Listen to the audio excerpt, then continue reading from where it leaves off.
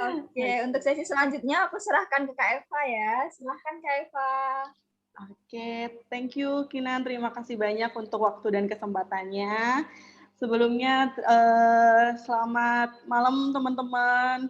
Mudah-mudahan selalu diberikan kesehatan dan kebahagiaan. Oke, sebelumnya kenalin, nama aku Ade Eva Fatmawati atau biasa dipanggil Eva sehari-hari. Aku di Asoka Consulting sebagai Head of Academy. Sebelumnya juga saya mengucapkan terima kasih banyak untuk teman-teman sudah nyempetin waktunya di malam minggu ini untuk belajar. Apakah di sini teman-teman sebenarnya jomblo semua, akhirnya teman-teman memutuskan untuk belajar dengan kita? Oke, mudah-mudahan teman-teman kalau misalnya yang jomblo didekatkan sama jodohnya ya. Nah, kayaknya aku nggak perlu lama-lama ya untuk basa-basi gitu kan, karena kayaknya aku lihat nih teman-teman kayaknya udah antusias banget buat pengen dapat ilmu atau mungkin teman-teman di sini udah haus ilmu semuanya. Baik, teman-teman, di sini teman-teman mungkin beberapa jam ke depan akan belajar dengan Asoka, dengan kita semuanya akan sharing terkait dengan gimana sih cara menarik rekruter dengan kita yang belum punya pengalaman kerja gitu ya teman-teman. Teman-teman pasti di sini sepakat bahwa apapun background pendidikan kita harus belajar bagaimana kita bisa survive. Salah satunya dengan tetap produktif atau dengan bekerja. Nah, untuk mencapai pekerjaan impian di suatu perusahaan, teman-teman di sini kan pasti harus banyak apply pekerjaan, dimulai dari mungkin teman-teman bikin CV, terus kirim CV, ataupun interview, dan lain sebagainya. Nah, sebelumnya saya akan share screen dulu. Oke. Oke, mudah-mudahan terlihat ya teman-teman ya. Oke. Mudah-mudahan teman-teman sudah melihat. Nah, di sini teman-teman sesaat lagi kita berbincang dan juga belajar lebih lanjut lagi mengenai bagaimana sih caranya menarik rekruter padahal kita belum mempunyai pengalaman kerja. Oke. Nah, bersama dengan Bapak Yosi Chandra Kusuma, SPC MH, yang sudah memiliki pengalaman lebih dari 10 tahun di dunia HR. Keren banget nggak sih teman-teman? Udah lebih dari 10 tahun di dunia HR. Pasti teman-teman pengen banget dan semangat banget buat dengerin materi-materi atau cerita-cerita, dengerin cerita dari pengalaman beliau. Begitu ya. Harapannya apabila teman-teman mendengarkan dengan baik, akan belajar bagaimana cara mempersiapkan diri untuk menghadapi dunia kerja, dari mempersiapkan CV dan lain sebagainya, seperti itu.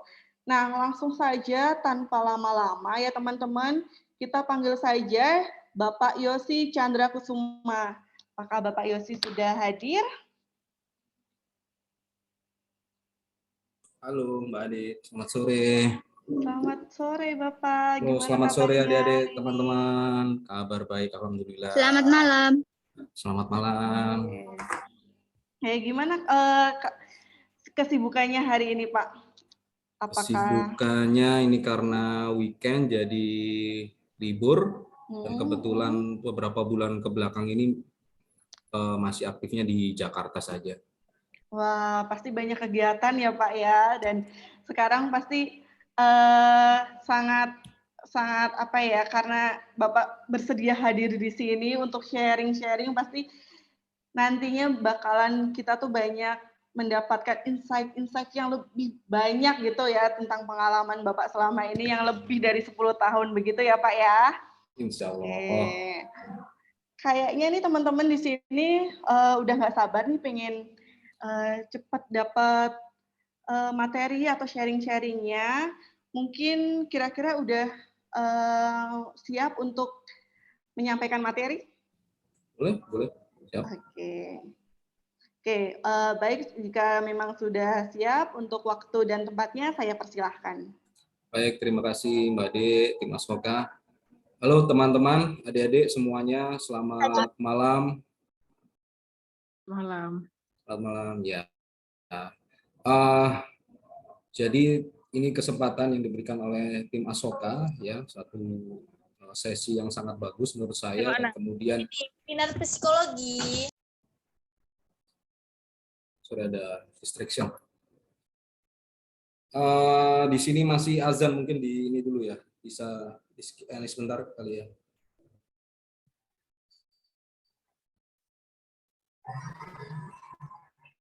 Atau nggak masalah? Nggak dengar kayaknya. Halo Mbak Ade? Ya. Di sini masih ada mungkin 1 menit 2 menit lagi, atau kedengeran dari situ? Kalau nggak Sudah apa-apa. kedengeran. Nggak apa-apa ya. Oke, udah kalau gitu kita mulai aja. Bisa screen lagi materinya?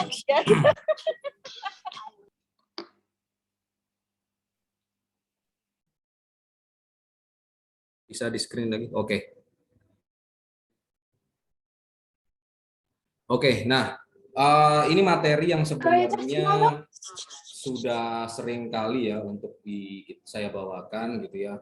Karena memang sebagai XR banyak sekali ya, entah karyawan sendiri atau kemudian teman-teman yang lain gitu ya, untuk banyak menanyakan hal-hal yang terkait dengan hal-hal yang berhubungan dengan rekrutmen.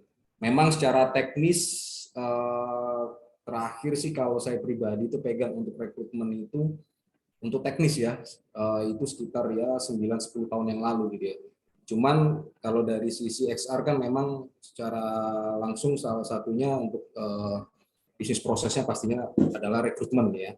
Dan kemudian hingga saat ini pun juga masih dalam satu bisnis proses yang ada itu, walaupun memang sekarang untuk hal-hal yang teknis lebih banyak dikerjakan oleh staff-staff ya.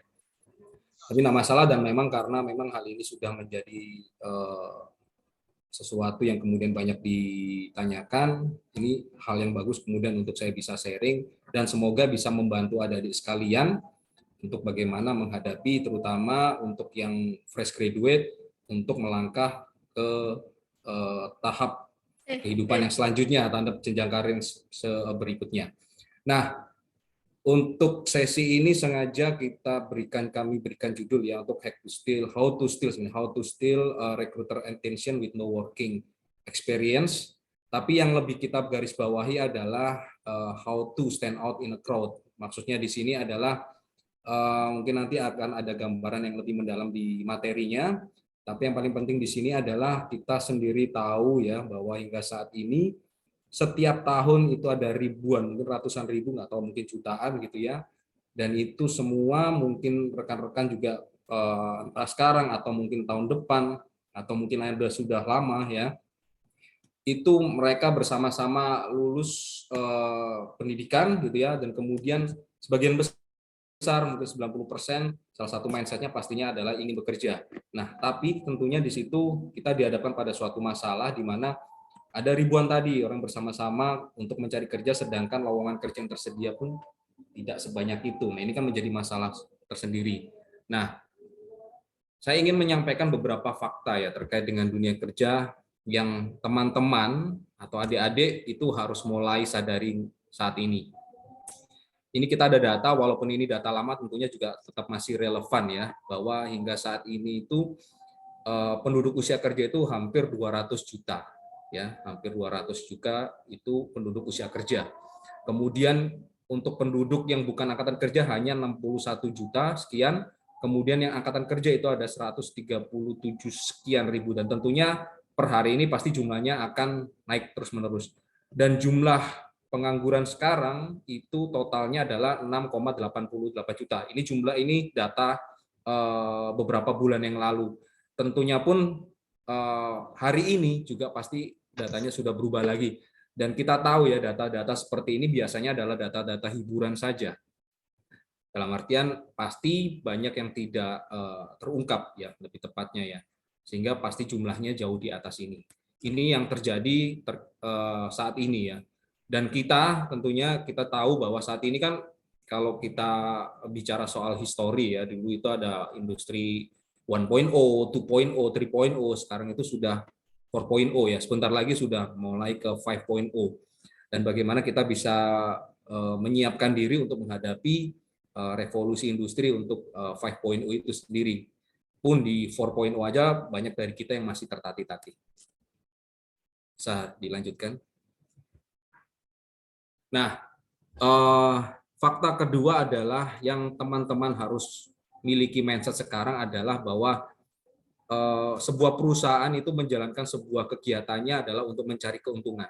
Dalam hal ini orang yang selalu bilang adalah business is business, ya. Business is not a charity, gitu ya. Jadi bisnis itu bukan sesuatu lembaga atau yayasan yang kemudian untuk kemanusiaan, tapi sebuah lembaga yang memang tujuannya untuk mencari keuntungan. Nah, apa hubungannya di sini adalah ketika kita ingin memasuki dunia kerja, ketika ingin kita bergabung dengan perusahaan, yang dipikirkan oleh para pemilik bisnis ya atau para pemimpin bisnis itu adalah bagaimana ketika menarik adik-adik atau teman-teman masuk ke dalam perusahaannya adalah bagaimana bisa itu meningkatkan keuntungannya, ya itu yang harus dipahami. Jadi tidak serta-merta bahwa ketika kita masuk ke dalam sebuah perusahaan ya sudah cukup bekerja gitu aja, tidak. Tapi sebagai seorang pemimpin kemudian pemilik bisnis, mereka akan berpikir ada nilainya enggak ketika adik-adik ataupun teman-teman itu masuk ke dalam bisnis mereka. Dan ini semakin terasa ya dengan kita tahu 2 tahun ke belakang ini kita dihadapkan pada situasi nasional pandemi COVID-19 gitu ya, dan di mana setiap perusahaan itu benar-benar melihat dari aspek finansial mereka. Jadi mereka benar-benar berhitung sekali sebelum memasukkan karyawan untuk bergabung di perusahaan mereka. Itu fakta kedua yang kemudian adik-adik atau teman-teman harus miliki dari sekarang, bahwa ketika masuk ke dalam sebuah dunia kerja, teman-teman harus mempunyai sebuah nilai, apa nilai yang teman-teman bisa berikan sehingga bisa memberikan keuntungan untuk perusahaan. Begitu. Bisa lanjut, Pak Adik. Nah, kita juga ada fakta yang ketiga yang juga menjadi tantangan untuk para pencari kerja terutama, yaitu mengenai Omnibus Law ya, atau Undang-Undang Cipta Kerja. Ini sudah sekitar 1 tahun yang lalu berjalan, walaupun mungkin teman-teman atau adik-adik semua sudah mengetahui kabarnya bahwa saat ini untuk hasil putusan di MK itu dalam artian untuk Undang-Undang Tenaga Kerja itu tidak sesuai dengan Undang-Undang Dasar, tapi di situ putusannya tidak mencabut Omnibus Law ini, tapi Omnibus Law ini tetap berlaku hingga kemudian sampai 2 tahun untuk kemudian apakah akan diperbarui atau tidak. Nah, tantangannya itu banyak sekali. Nanti kalau teman-teman bisa meluangkan waktu, entah googling atau di YouTube itu banyak sekali. Terutama salah satunya adalah mengenai tentang status kerja karyawan, kontrak itu ya. Kalau dulu mungkin kontrak bisa maksimal 3 tahun atau maksimum 5 tahun, sekarang mungkin bisa lebih daripada itu. Kemudian soal waktu kerja dan kemudian juga soal upah minimum ya, upah minimum itu juga diatur dalam Omnibus Law ini. Dan teman-teman sebagai pencari kerja juga mulai mau tidak mau harus mulai mencari-cari, dalam artian sedikit lah kalau nggak perlu memahami secara mendalam tentang aturan ini, karena mau tidak mau ketika teman-teman nanti masuk ke dunia kerja, hal ini juga nanti pasti akan masuk teman-teman akan mengalami sendiri. Ya seperti halnya teman ketika mau beli sesuatu ada aturannya gitu ya, dilihat kondisinya. Nah, ketika masuk ke perusahaan ada aturan yang mengaturnya, dan teman-teman sedikit banyak harus mulai paham mengenai aturan ini.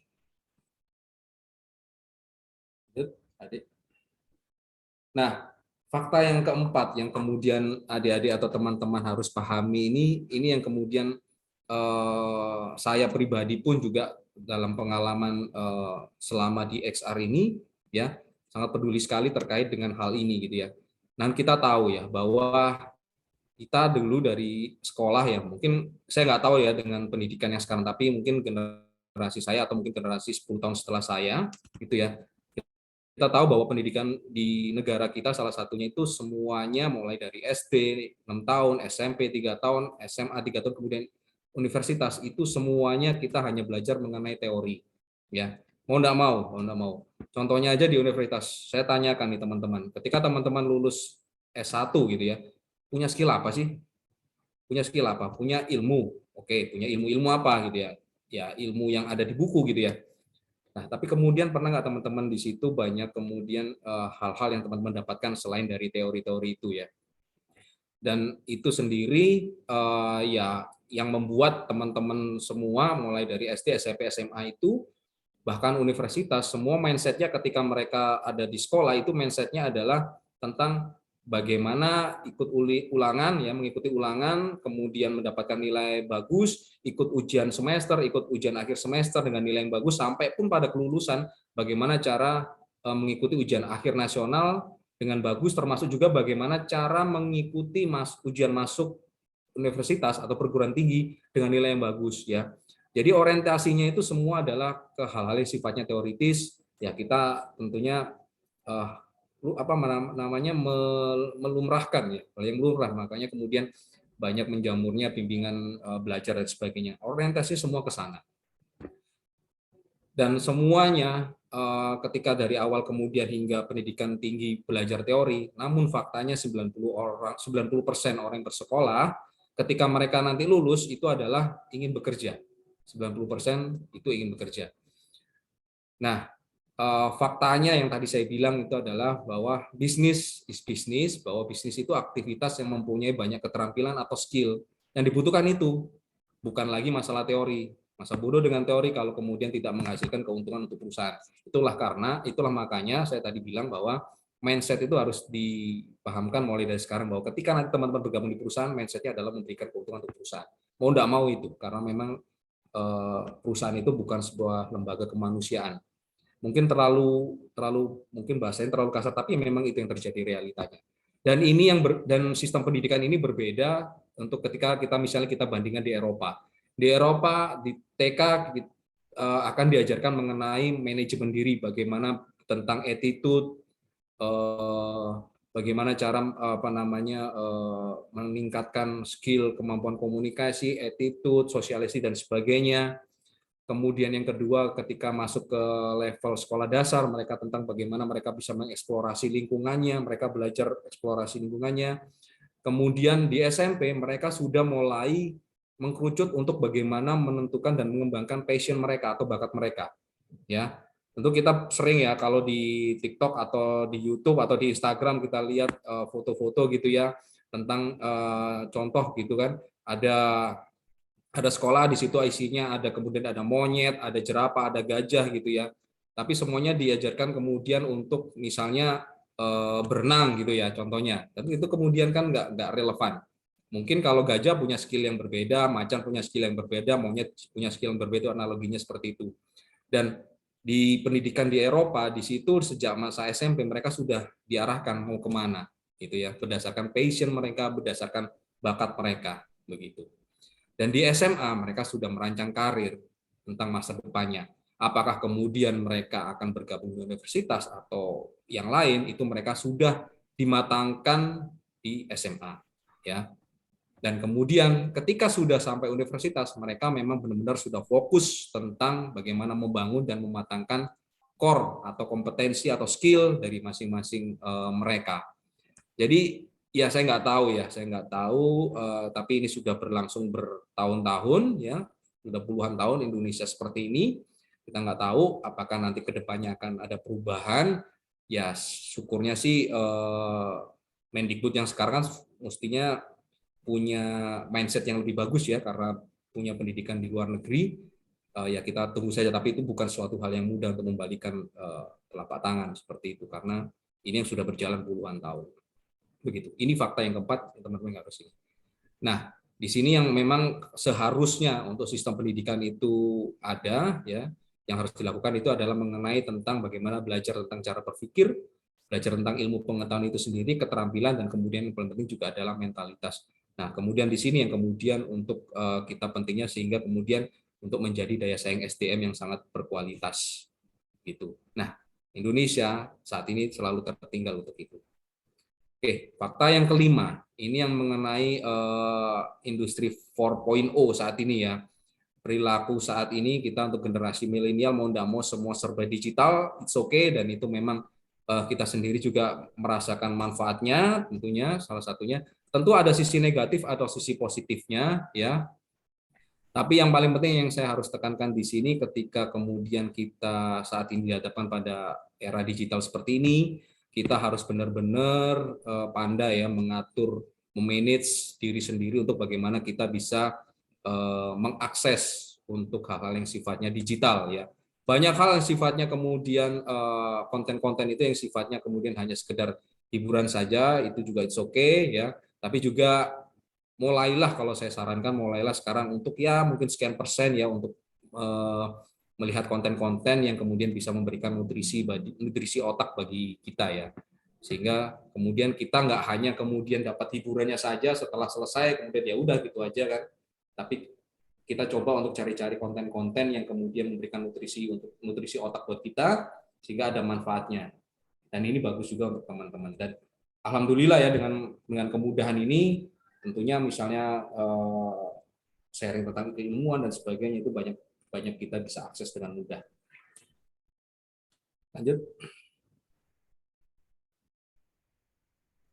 Nah, fakta yang keenam ini yang tadi saya sampaikan bahwa saat ini jumlah pencari kerja jumlahnya jutaan, belum lagi ditambah lulusan yang setiap tahun itu bertambah ribuan, semakin lama semakin menumpuk, dan kemudian jumlah lowongan pun hingga saat ini tentunya sampai kapanpun juga tidak akan berimbang. Nah, kalau kita ini sebuah gambaran saja, mungkin teman-teman di kuliah, di bangku kuliah sudah tahu bahwa ini adalah bell curve atau kurva normal, atau untuk nyebutnya ada normal distribution ya. Itu biasanya kalau kita melihat orang ya, kita bicara orang ya, ada persentase yang paling rendah, kemudian persentase paling tinggi, persentase normal, kemudian untuk yang kemudian yang paling tinggi itu biasanya kalau kita bicara buruk, sedang, baik ya dari kualitas mencari kerja, itu sebagian persen kecil saja itu kualitasnya ya kurang sekali. Dan sebagian besar kualitasnya itu rata-rata. Dan sebagian besar berkumpulnya para pencari kerja di populasi ini, populasi yang tengah. Hanya sedikit saja kemudian yang kemudian punya kualitas yang sangat bagus. Nah, dan memang pada akhirnya lowongannya pun yang tersedia itu juga tidak akan mengcover yang ada di tengah itu, tapi yang hanya di pinggir saja, yang hanya persentase sebagian kecil itu. Nah, bagaimana teman-teman bisa bersaing dengan para pencari kerja yang lain hingga kalau kemudian teman-teman saat ini masih memiliki ya skill sedang-sedang saja ya kan, kuliah ya gitu-gitu aja gitu kan, bagaimana teman-teman bisa bersaing kalau kemudian saingannya begitu banyak. Ya orang bisa bilang ya tenang aja kan ada orang dalam ya, orang dalam pun itu berapa persen sih ya, kalau kita bicara ada orang dalam di situ, mungkin juga kita bicara hal yang lain, keberuntungan, oke, keberuntungan pun juga berapa persen, ya kan? Nah, mau tidak mau sebagian besar dari kita mau tidak mau akan berkompetisi. Nah, di awal saya bilang tadi, tentu pentingnya adalah kita bagaimana tentang how to stand out in a crowd, itu bagaimana kita bisa muncul atau bercahaya di antara kerumunan yang sangat banyak ini. Gitu. Nah, how to stand out in a crowd. Jadi bagaimana sih kita bisa muncul ya, muncul di antara ribuan para pesaing kita. Tentunya ini adalah kita bicara tentang bagaimana kita menarik atensi sesuai dengan judul materi sesi ini. Itu adalah supaya kita bisa dilirik kawan-kawan. Satu, yang pertama adalah mulai dari sekarang teman-teman harus persiapkan apa yang dinamakan karya. Nah, karya itu seperti apa? Itu nanti akan kita jelaskan lebih lanjut. Kedua adalah terkait dengan belajar, ya, teman mulai harus belajar dari sekarang. Kemudian yang ketiga itu adalah mengenai attitude dari teman-teman semua. Keempat adalah network atau jaringan. Kemudian yang kelima adalah persiapan. Selanjutnya, nah ini nanti akan kita bahas satu persatu. Nah, yang pertama adalah kita bicara masalah yang pertama tadi adalah mengenai karya. Kita bicara tentang saat ini konteksnya adalah mengenai teman-teman yang belum mempunyai pengalaman kerja.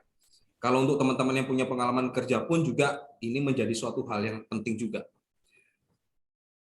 Ini yang kemudian sering-sering teman-teman sering dengar itu mengenai portofolio. Dan apa yang menjadi mata HR hari ini itu adalah kita bicara tentang portofolio. Ini sangat penting sekali teman-teman untuk pahami, karena daripada menyesal lebih baik dipersiapkan dari sekarang. Apa itu portofolio? Portofolio itu adalah satu, yaitu bukti nyata keterampilan atau keahlian. Jadi teman-teman itu punya bukti nyata keterampilan apa nih, gitu ya, atau keahlian apa yang teman-teman punya, dan teman-teman harus punya dari sekarang. Teman-teman mungkin sudah pernah dengar ya bagaimana cara rekrutmen di Google ya, mungkin teman-teman bisa cari gitu ya. Mereka sekarang ini sudah nggak pakai lagi ijazah ya. Jadi mereka kemudian misalnya ada lowongan untuk posisi desainer web misalnya gitu ya. Mereka undang 1.000 orang gitu ya. Nah, mereka undang 1.000 orang, langsung mereka diminta untuk buat web sampel gitu ya untuk salah satu bagian dari proses seleksi mereka. Yang paling terbaik itulah yang masuk gitu. Nggak tahu caranya gimana, mau dibikinkan atau gimana caranya ya terserah gitu ya. Tapi ada bukti nyatanya mereka mana yang terbaik itu yang bergabung. Jadi sudah nggak dilihat lagi tuh ijazahnya dari mana, dari universitas mana, mereka nggak lihat. Mungkin kedepannya bisa jadi ke sana ya, walaupun saat ini masih untuk saat ini ijazah itu juga tetap penting, tapi mungkin ke depan akan ke sana, itu mungkin suatu hal yang apa namanya pasti ya mungkin ya. Jadi kita harus persiapkan dari sekarang. Kemudian portofolio yang kedua itu apa sih? Yaitu menunjukkan tingkat kualitas dari karya. Itu adalah tentang portofolio itu sendiri, tentang kualitas. Jadi portofolio ya tentunya harus benar-benar portofolio yang sesuai dengan bidang keahlian teman-teman ya. Jangan sampai kemudian untuk melamar suatu pekerjaan IT, teman-teman punya portofolio yang kemudian ya hanya sekedar ya kurang bisa menjual atau seperti apa, ataupun mungkin kemudian ya tidak ada apa namanya impact-nya begitu. Kemudian yang ketiga adalah portofolio yang bisa menunjukkan keunikan ya. Keunikan apa yang teman-teman punya ya dari teman-teman sebagai sebuah portofolio sehingga bisa menjual. Nah, portofolio ini adalah karya nyata yang berdampak dan menunjukkan legasi. Legasi itu apa? Legasi itu warisan. Jadi ketika misalnya teman-teman itu entah saat ini yang sudah bekerja ataupun masih kuliah, itu benar-benar punya karya nyata nih, karya nyata yang kemudian, oh saya pernah ngelakuin ini, oh saya pernah ikut bergabung di sini gitu ya. Itu adalah sebuah karya nyata dan itu adalah sebuah warisan yang kemudian secara histori itu teman-teman punya. Nah, untuk fresh graduate itu bagaimana ya untuk portofolio? Itu banyak sebenarnya, jadi jangan khawatir. Kalau teman-teman yang sudah bekerja saat ini, mungkin di sini juga pasti ada yang sudah bergabung bekerja ya, sudah punya. Ya jangan hanya kemudian hanya kerja saja, tapi mulai sekarang milikilah sebuah portofolio, yaitu karya-karya apa yang teman-teman punya selama teman-teman bekerja. Portofolio itu penting ketika nanti teman-teman untuk melamar kerja, pasti salah satu yang dilihat itu. Dan ketika teman-teman memiliki banyak portofolio, banyak cerita yang bisa teman-teman berikan, banyak bisa teman-teman ceritakan kepada perusahaan tentang karya-karya teman-teman. Kalau teman-teman nggak punya karya, nggak punya portofolio, apa yang mau diceritakan, ya kan? Yang kedua adalah skripsi. Nah, biasanya kalau di interview itu salah satunya untuk interview yang fresh graduate itu juga ditanyakan mengenai skripsi ya. Tentunya skripsi yang biasanya menarik itu tentunya yang langsung berhubungan dengan pekerjaan. Nah, skripsi pun itu bisa juga jadi bagian dari portofolio karena biasanya pun skripsi itu juga ada ikut dalam penelitian ya, itu juga penting. Kemudian yang ketiga adalah magang atau internship. Internship itu biasanya istilahnya yang teman-teman yang masih kuliah ya, sebelum lulus bisa bergabung, atau apprentice. Apprentice itu biasanya istilahnya untuk teman-teman yang sudah lulus kuliah tapi belum dapat kerja, mau magang dulu nih, itu biasanya apprentice. Itu juga penting loh. Penting sekali karena daripada teman-teman nganggur, daripada teman-teman saat ini sedang lowong ya untuk cari pekerjaan belum dapat, bisa gabung dengan perusahaan-perusahaan yang membuka program internship atau apprentice. Itu penting sekali karena itu juga bisa menjadi portofolio untuk teman-teman. Kemudian ada juga kursus software misalnya ya, kemudian ini penting misalnya teman-teman punya ikut software desain dan kemudian syukur-syukur teman-teman punya karya di situ, itu juga bisa teman-teman tunjukkan gitu ya. Karena saat ini misalnya banyak perusahaan-perusahaan startup yang mulai muncul dan kebanyakan adalah perusahaan IT ya. Dan teman-teman ketika punya kursus dan kemudian punya karya-karya yang bisa ditunjukkan, ya kan, itu sangat bagus. Kemudian kelima, desain. Ini contoh misalnya teman-teman mau jadi arsitek nih, melamar di perusahaan gitu kan, jadi arsitek. Teman-teman bisa punya desain-desain yang teman-teman punya gitu ya. Entah itu dijual secara sengaja ataupun hanya kemudian hanya karya pribadi teman-teman, itu nggak masalah, itu bisa jadi portofolio teman-teman. Kemudian yang keenam adalah proyek dengan kampus, ya aktivitas-aktivitas yang ada di kampus itu penting ya.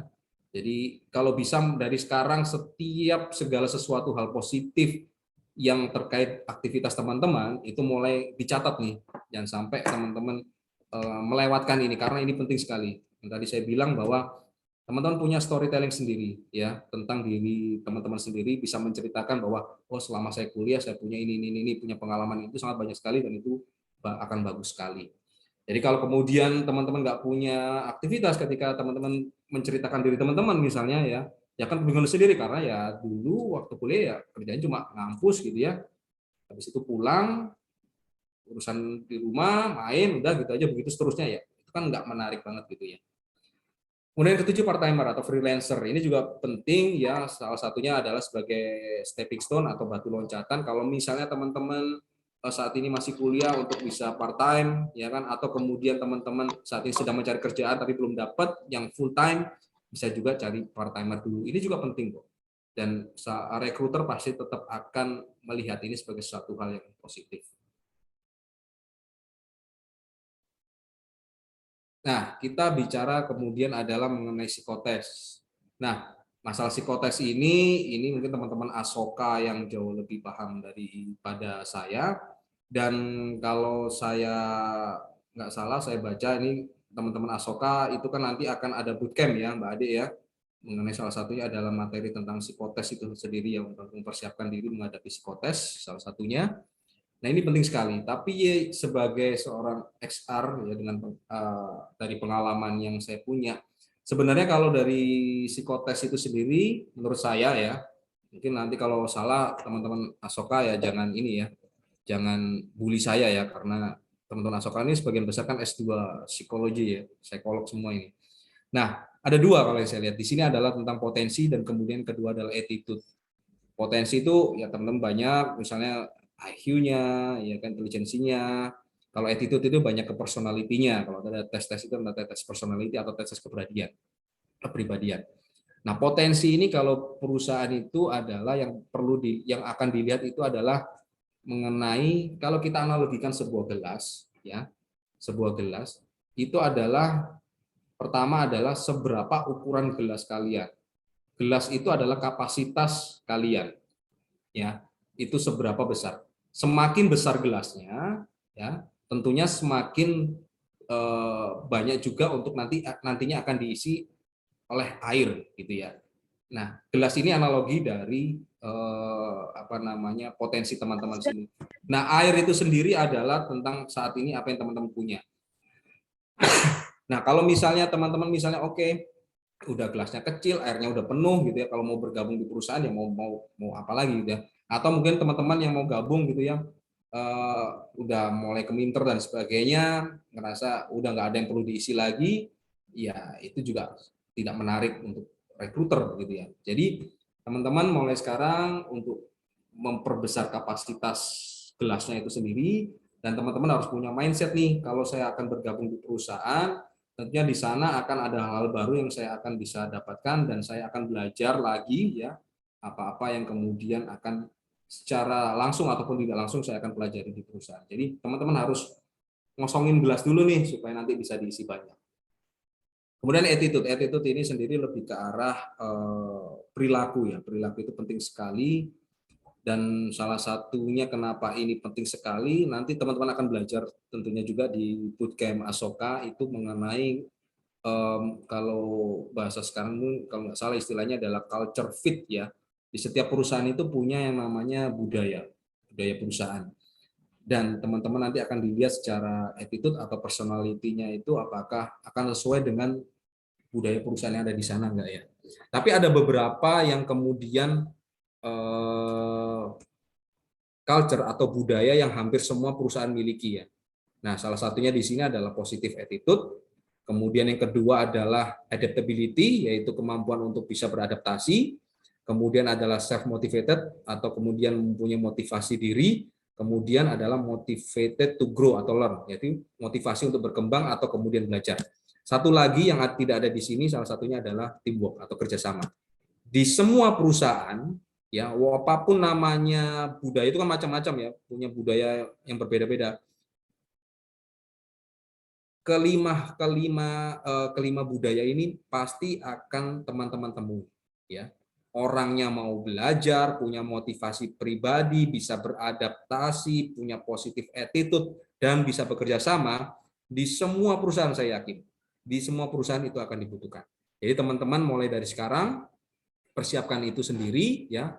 Kalau mau hasil psikotesnya bagus, ya perbesar kapasitas ininya, kapasitas gelasnya tadi. Kalau mau kemudian tes personality-nya bagus, ya mulai perbagus tuh masalah attitude-nya. Itu semua akan berdampak kemudian ke psikotes teman-teman. Nah, teman-teman nanti mungkin akan banyak pelajari di bootcamp SOPA. Nah, ini salah satu beberapa cara ya untuk bagaimana attitude, karena attitude itu apa sih ya? Attitude itu tentang sikap ya. Kalau kita menyebutnya, kalau kita artikan secara artian namanya sikap ya. Untuk memperbagus attitude itu gimana caranya? Satu yang saya selalu sering bilang gitu ya, bukan hanya di sesi tapi juga sesi yang lain itu ya. Ini salah satu privilege, bersyukurlah teman-teman yang pernah merasakan merantau ya. Karena dengan merantau ini banyak hal-hal yang positif yang teman-teman tidak akan dapatkan di training, tidak akan dapatkan di seminar ataupun pendidikan ya. Dan mau tidak mau dengan merantau itu akan banyak mental positif baru yang akan teman-teman miliki. Jadi kalau memang teman-teman saat ini sudah terbiasa merantau ya, jauh dari kampung lah istilahnya, bersyukurlah. Dan kalau teman-teman hingga saat ini belum pernah merasakan merantau itu sendiri ya, jangan takut kemudian ketika suatu saat teman-teman harus jauh dari tempat tinggal teman-teman atau kampung teman-teman atau dari orang tua. Karena banyak hal-hal positif yang akan teman-teman dapatkan.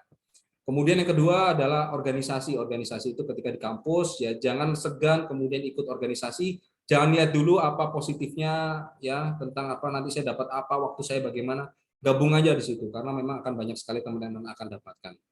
Kemudian internship yang tadi saya bilang ya, bisa bergabung untuk belajar bagaimana merasakan dunia kerja ya, tentunya dengan belajar juga. Itu adalah dengan internship salah satunya. Dengan teman-teman bisa merasakan dunia kerja itu seperti apa, nanti ketika masuk ke awal perusahaan ya, untuk masuk pertama kali, teman-teman akan bisa beradaptasi dengan cepat. Dan teman-teman yang harus pahami bahwa di sebagian perusahaan itu mereka akan mensyaratkan masa percobaan.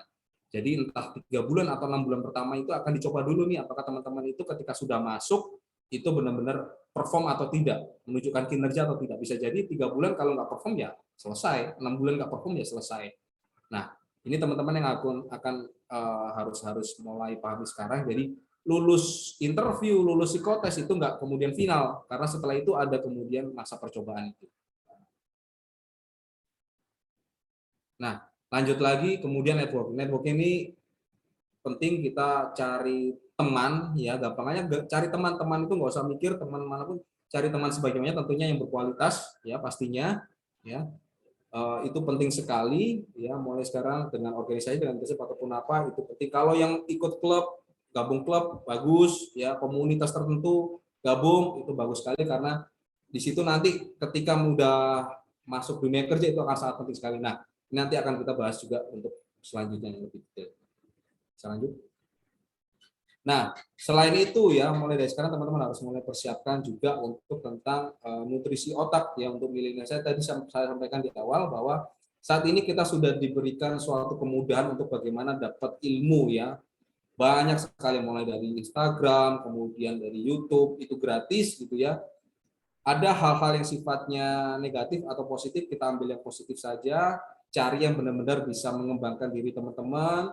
Kalau memang akan lebih membosankan daripada teman-teman nonton konten yang sifatnya hiburan, tapi luangkan sedikit waktu saja untuk bagaimana teman-teman bisa mengakses konten-konten yang sifatnya pengembangan diri. tutorial ini, tutorial apa, itu penting untuk teman-teman sendiri. Gitu. Lanjut. Nah, networking tadi saya jelaskan sedikit. Nah, pentingnya networking ini kalau di dunia kerja itu penting loh, karena misalnya pengalaman ya, pengalaman biasanya saya sebagai seorang HR ya, ketika kita ada rekrutmen ya, ada rekruter ya, kita ada rekrutmen gitu ya, kita lagi cari posisi tertentu ya. Tentunya dari HR itu akan berkoordinasi dengan user istilahnya. Nah, teman-teman tahu user itu apa ya? Ya, salah satu user itu sendiri adalah orang di bagian tertentu yang nanti akan menggunakan jasa atau jasa teman-teman sebagai karyawan di situ. Nah, biasanya selain rekrutmen yang kita buka secara umum, ada juga dari user ini ketika mereka butuh posisi tertentu, mereka itu akan apa istilahnya menyodorkan biasanya ya itu juniornya yang ada di kampusnya, karena kenal, kemudian dulu pernah kerja bareng atau apa, mereka menyodorkan itu. Nah, itulah salah satu pentingnya untuk bagaimana menjalin networking dari sekarang. Kita nggak tahu loh ya, teman-teman yang mungkin teman main kita saat ini bisa jadi suatu saat dia jadi bos yang punya posisi tinggi ya. Kalau kita punya hubungan baik ya, tentu hubungan yang positif ya. Tentunya hal yang sangat biasanya gini, yang terlintas pertama kali di kepala mereka, oh saya lagi butuh ini nih, oh gue punya teman ini nih, teman-teman akan ditawarkan terlebih dahulu. Dan ini banyak terjadi di perusahaan-perusahaan. Ini bukan masalah orang dalam atau apa, yang mau kita bicara orang dalam atau apa, yaitu praktek yang kemudian kita nggak bisa hindari, dan mungkin hal yang harus kita maklumi ya, karena itu ya terserah perusahaan masing-masing gitu ya. Jadi ya itu tadi, bahwa mulai dari sekarang teman-teman jalinlah pertemanan yang sebaik-baiknya, bisa jangan hanya kemudian dengan teman yang dalam artian seangkatan saja, tapi juga dengan seniornya, karena kita nggak tahu ke depannya itu seperti apa. Ada salah satu contoh di perusahaan grup besar gitu ya, perusahaan grup yang terkenal, itu salah satu posisi XR-nya atau HRD-nya itu berasal dari salah satu UKM atau unit kegiatan mahasiswa tertentu. Nah, mereka biasanya rekrut dari junior-juniornya di situ, dan mau nggak mau itu hal-hal yang wajar saja. Dan teman-teman mulai dari sekarang untuk carilah networking sebanyak-banyaknya. Next. Nah, penting juga teman-teman untuk mulai pahami dari sekarang adalah tentang bagaimana menentukan goals teman-teman nih. Ya, ini yang penting selalu saya sampaikan. Kenapa? Karena banyak teman-teman yang terjebak karena merasa terjebak atau merasa terlanjur karena dari awal tidak punya goals. Bersyukurlah teman-teman yang mungkin saat ini baru mulai kuliah atau baru SMA, ya, tapi yang sudah dekat-dekat sudah mau lulus ya nggak apa-apa. Ya. Contohnya gini, kalau kedepannya teman-teman ingin jadi akademisi, ya, akademisi itu apa sih? Ya misalnya nih mau jadi dosen, gampangannya gitu ya.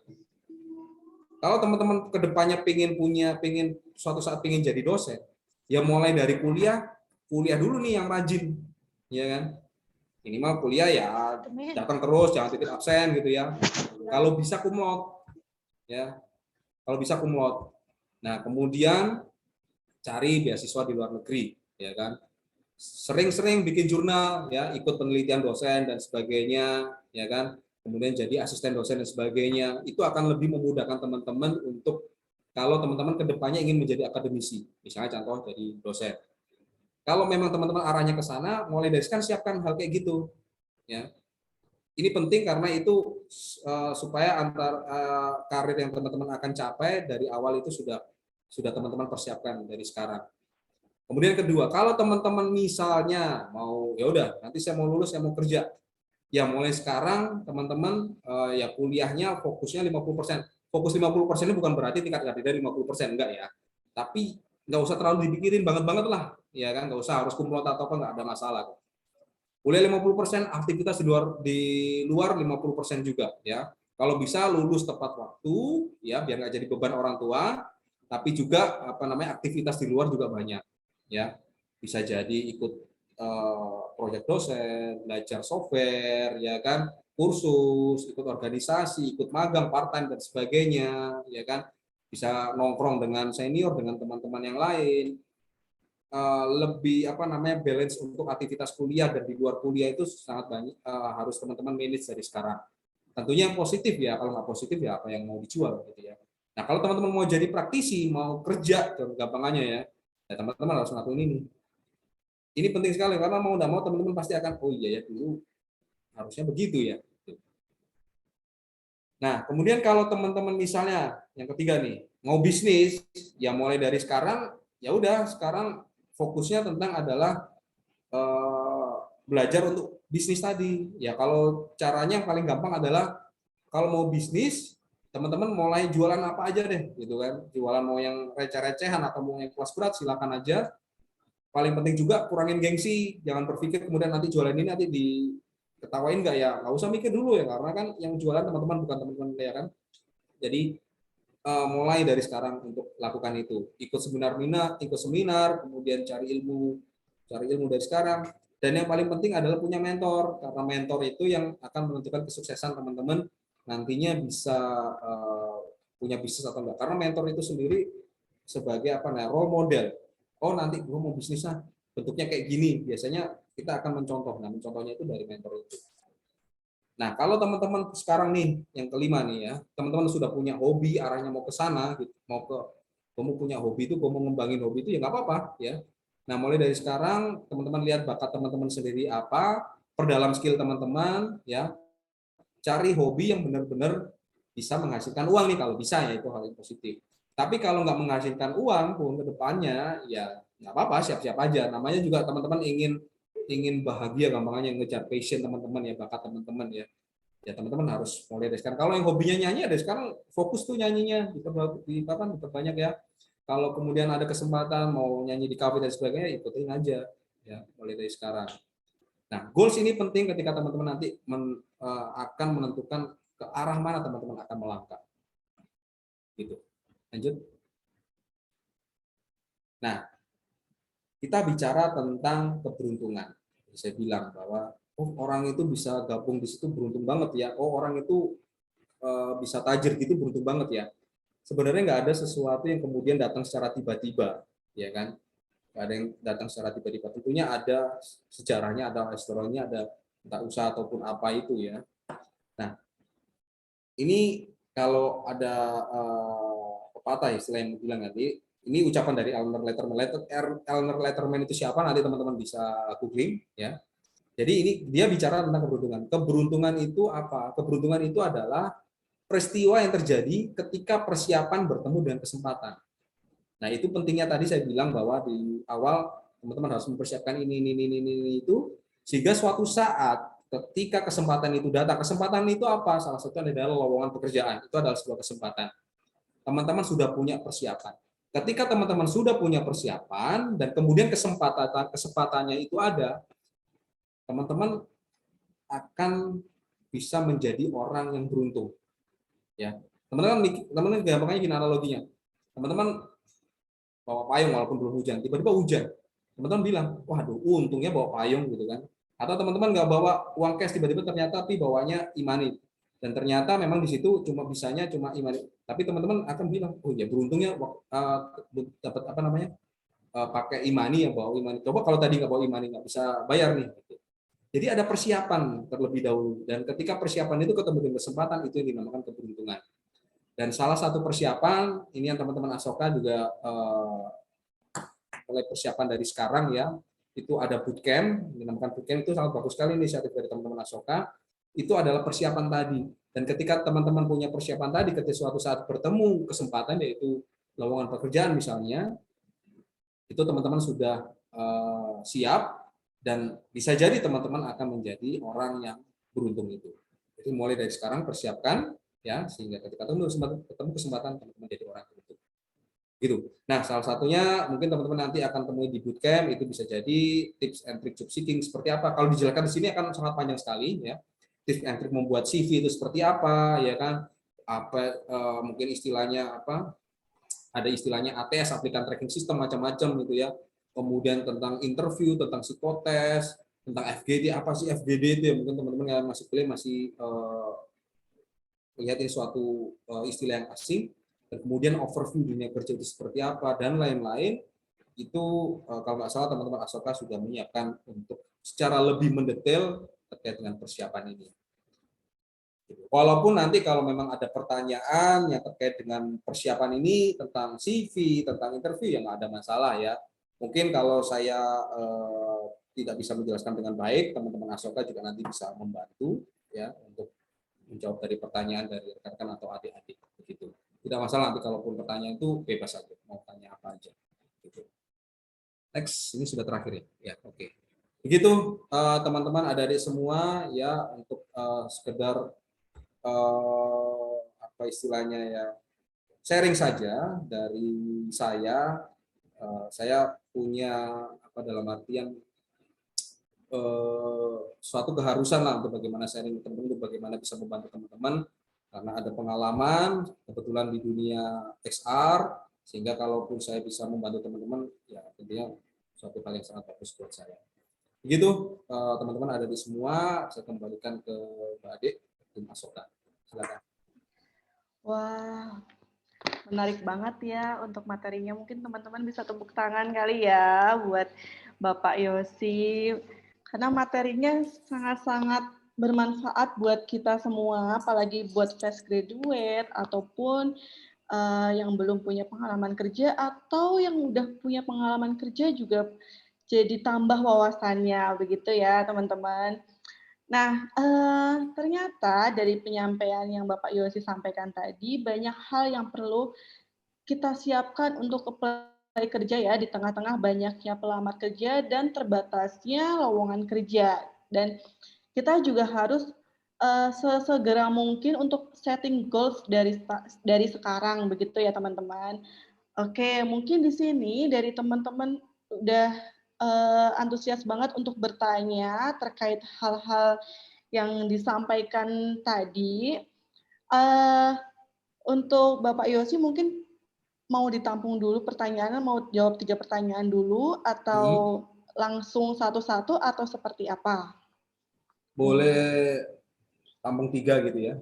Tampung 3 dulu, oke. Berarti karena di sini sudah ada 3 penanya, ada yang di chat ya, kita bacakan yang teratas dulu ya, atau mau dipilih juga monggo. Enaknya mungkin dari atas saja ya Pak ya. Ya, silakan. Oke. Terserah nanti dari Mbak Ade atau tim Asoka yang memilih. Oke, Bebas, baik. pertanyaan bebas apa aja, mau tanya soal yang detail-detail juga boleh. Silakan. Oke. Pertanyaan pertama sudah ada di kolom chat.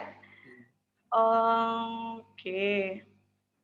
Dari Safira Gustiara Putri. Izin bertanya Bapak, saya beberapa kali ikut kegiatan kepanitiaan kampus dan tanggung jawab saya cukup sering berkaitan dengan bidang administrasi. Pertanyaan saya adalah, apakah portofolio yang harus saya sertakan berdasarkan dengan pengalaman saya tersebut? Apakah cukup dengan sertifikat atau adakah hal lain yang harus saya sertakan? Terima kasih Bapak. Itu untuk pertanyaan pertama, bisa langsung dijawab. 3 dulu atau mau langsung nih? Oke, langsung. Berarti saya langsung bacakan yang kedua ya. Yang kedua. Oke. Yang kedua pertanyaannya adalah, malam Pak, saya mau tanya, tadi kan dijelaskan ya kalau kita punya banyak pengalaman itu akan menarik minat recruiter. Nah, kalau misalkan ada orang yang memang banyak pengalaman sampai CV-nya 2 lembar, apakah itu efektif atau lebih baik difilter lagi? Mana pengalaman yang paling berpengaruh? Terima kasih sebelumnya. Oke. Jadi ada 2 lembar, apakah baiknya difilter atau seperti apa gitu ya? Oke, pertanyaan yang ketiga, izin bertanya, jika sudah pernah bekerja dan memiliki pengalaman dan ingin pindah pada bidang lain, bagaimana untuk mendapatkan pekerjaan pada bidang tersebut? Dan sudah mengikuti seminar atau workshop atau webinar untuk menunjang skill tersebut. Terima kasih. Itu untuk 3 pertanyaannya. Oke. Oke. Langsung dijawab ya Mbak Ade ya? Yeah. Jadi pertanyaan yang pertama, kedua itu kan mirip-mirip ya sebenarnya ya, mirip-mirip ya mengenai pengalaman, salah satu pengalaman organisasi. Jadi saya bilang bahwa pengalaman organisasi sebenarnya tidak harus spesifik apa gitu ya, entah itu pecinta alam ataupun hobi yang lain-lain gitu ya. Apapun nggak ada masalah ketika teman-teman itu merasa itu suatu hal yang teman-teman bagus untuk kemudian teman-teman bisa bergabung di situ dan teman-teman tuliskan aja mau jadi seksi keamanan, administrasi ataupun apa, silakan saja. Dan ya kalau sebenarnya kalau untuk pengalaman organisasi mau sertifikat juga beda ya sama training ya, karena biasanya juga banyak entah ada organisasi yang untuk panitianya ada sertifikatnya ada yang enggak. Kalaupun nggak ada pun nggak ada masalah ya, asalkan teman-teman itu memang benar-benar pernah bergabung, ya tulis saja gitu ya. Dan kelihatan kok, nanti akan kelihatan bagi rekruter, akan kelihatan kalau memang teman-teman itu pernah benar-benar bergabung atau enggak, atau hanya sekedar bohong-bohongan gitu akan kelihatan. Tapi kalau beneran juga nanti tuliskan aja, kalaupun nggak ada sertifikatnya nggak apa-apa, entah jadi administrasi ataupun apa, karena itu tadi penting bahwa ketika teman-teman nanti akan bergabung di perusahaan, oke, teman-teman punya ijazah, punya keilmuan gitu ya. Tapi pengalaman organisasi itu penting karena membentuk diri teman-teman ya. Salah satunya adalah mengenai teamwork, keterampilan berkomunikasi, itu penting sekali. Jadi mulai sekarang kalaupun punya aktivitas itu, ikutlah, bergabunglah, dan kemudian aktiflah. Jangan hanya kemudian gabung aja, tapi ikut aktif ya, karena aktif itu sendiri walaupun capek, tapi juga akan mengembangkan diri teman-teman. Nah, kemudian yang kedua tadi hampir sama pertanyaannya untuk pengalaman organisasi yang banyak sekali, apakah harus kemudian dipilah-pilah ya? Kalau memang mau dipilah-pilah silakan, apalagi kalau waktu kuliah punya pengalaman yang berkaitan dengan bidang pekerjaan yang akan dilamar, itu akan lebih bagus sekali ya. Kalau udah kebanyakan nih, apa-apa dipilih-pilih nggak ada masalah, yang kira-kira teman-teman bisa menjual itu. Dan CV sebenarnya nanti juga ada di materi, kalau dibuka pasti akan ada materi ini. Salah satunya adalah kalau punya sertifikat banyak nih, apakah harus dilampirkan semua? Itu nanti akan pasti ada banyak pertanyaan. Kalau mau dilampirkan silakan aja, tapi dilampirkan itu nggak perlu di print satu-satu gitu, nggak usah gitu ya. Cukup di apa istilahnya, di screenshot gitu ya, tinggal satu lembar itu bisa ada 5-10 sertifikat, ditempel-tempel gitu aja gitu ya, kecil-kecil gitu, thumbnail gitu, itu aja udah cukup gitu ya. Karena rekruter pun juga biasanya nggak ngeliatin satu-satu gitu, enggak. Karena bayangin ada 1.000 pelamar gitu harus ngeliatin, enggak. Tapi minimal lihat sepintas gitu ya, lihat sepintas, oh punya pengalaman nih, kan masuk lebih dahulu misalnya kayak gitu. Itu yang ke pertanyaan kedua. Oke, nanti saya ini saran ya, kalau memang nanti ada yang menanya, kalau bisa terkait dengan mau cari kerja bisa tanya siapa, kemudian jurusannya apa, kemudian ini kalau bisa ya, tapi kalau nggak bisa nggak apa-apa. Tapi karena harus ditampung, jadi mungkin namanya yang muncul ya. Oke. Yang ketiga adalah ini juga banyak pertanyaan. Biasanya gini, orang sudah kerja gitu kan, orang sudah kerja setahun, 2 tahun, tapi kemudian dia pengen pindah ke bidang yang berbeda. Nah, faktornya banyak biasanya. Orang biasanya kerja, biasanya ada juga yang kerja, yang penting asal kerja, ya supaya dapat kerja yang bidangnya itu tidak sesuai dengan keinginannya. Biasanya ada kayak gitu, ya. Atau juga memang orang udah kerja, ya memang benar-benar niatnya kerja untuk posisi itu, tapi baru kepikiran pengen ngerubah niatnya, pengen ngerubah bidangnya ketika memang sudah berjalan. Faktornya ada beberapa, salah satunya tadi saya sampaikan. Gimana caranya? Ya memang rekruter memang ketika kita cari orang yang punya pengalaman, kita akan lihat, mungkin Mbak Ade juga paham ya, punya pengalaman sebelumnya apa nih gitu ya.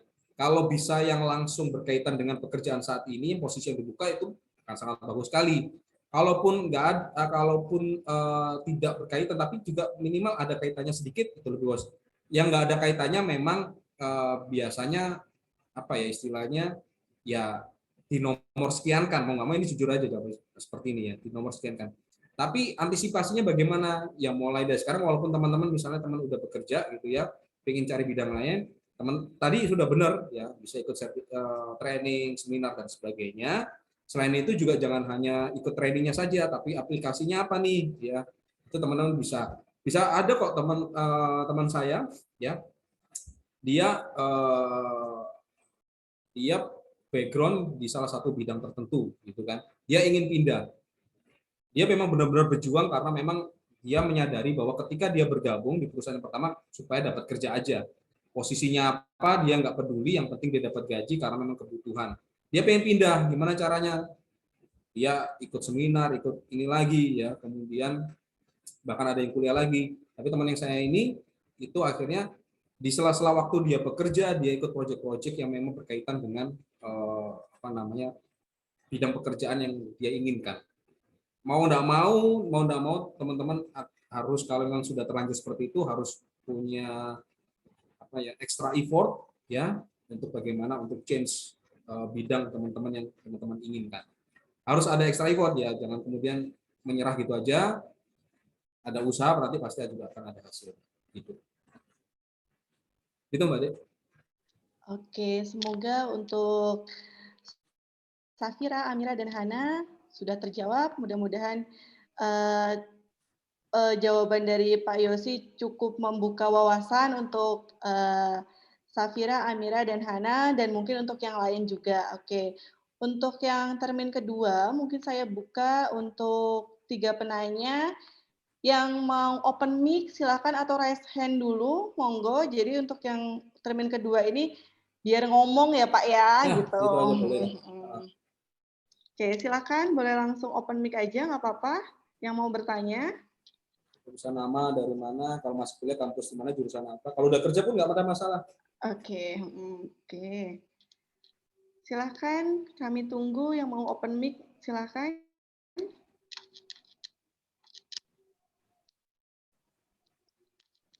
Mana nih, kayaknya banyak yang di chat, yang sudah di chat terus mau bertanya langsung juga boleh. Kayaknya mungkin sambil nunggu nggak apa-apa, yang di chat satu juga nggak apa-apa. Oh ini ada tuh. Oke. Silakan. Oke. Bentar.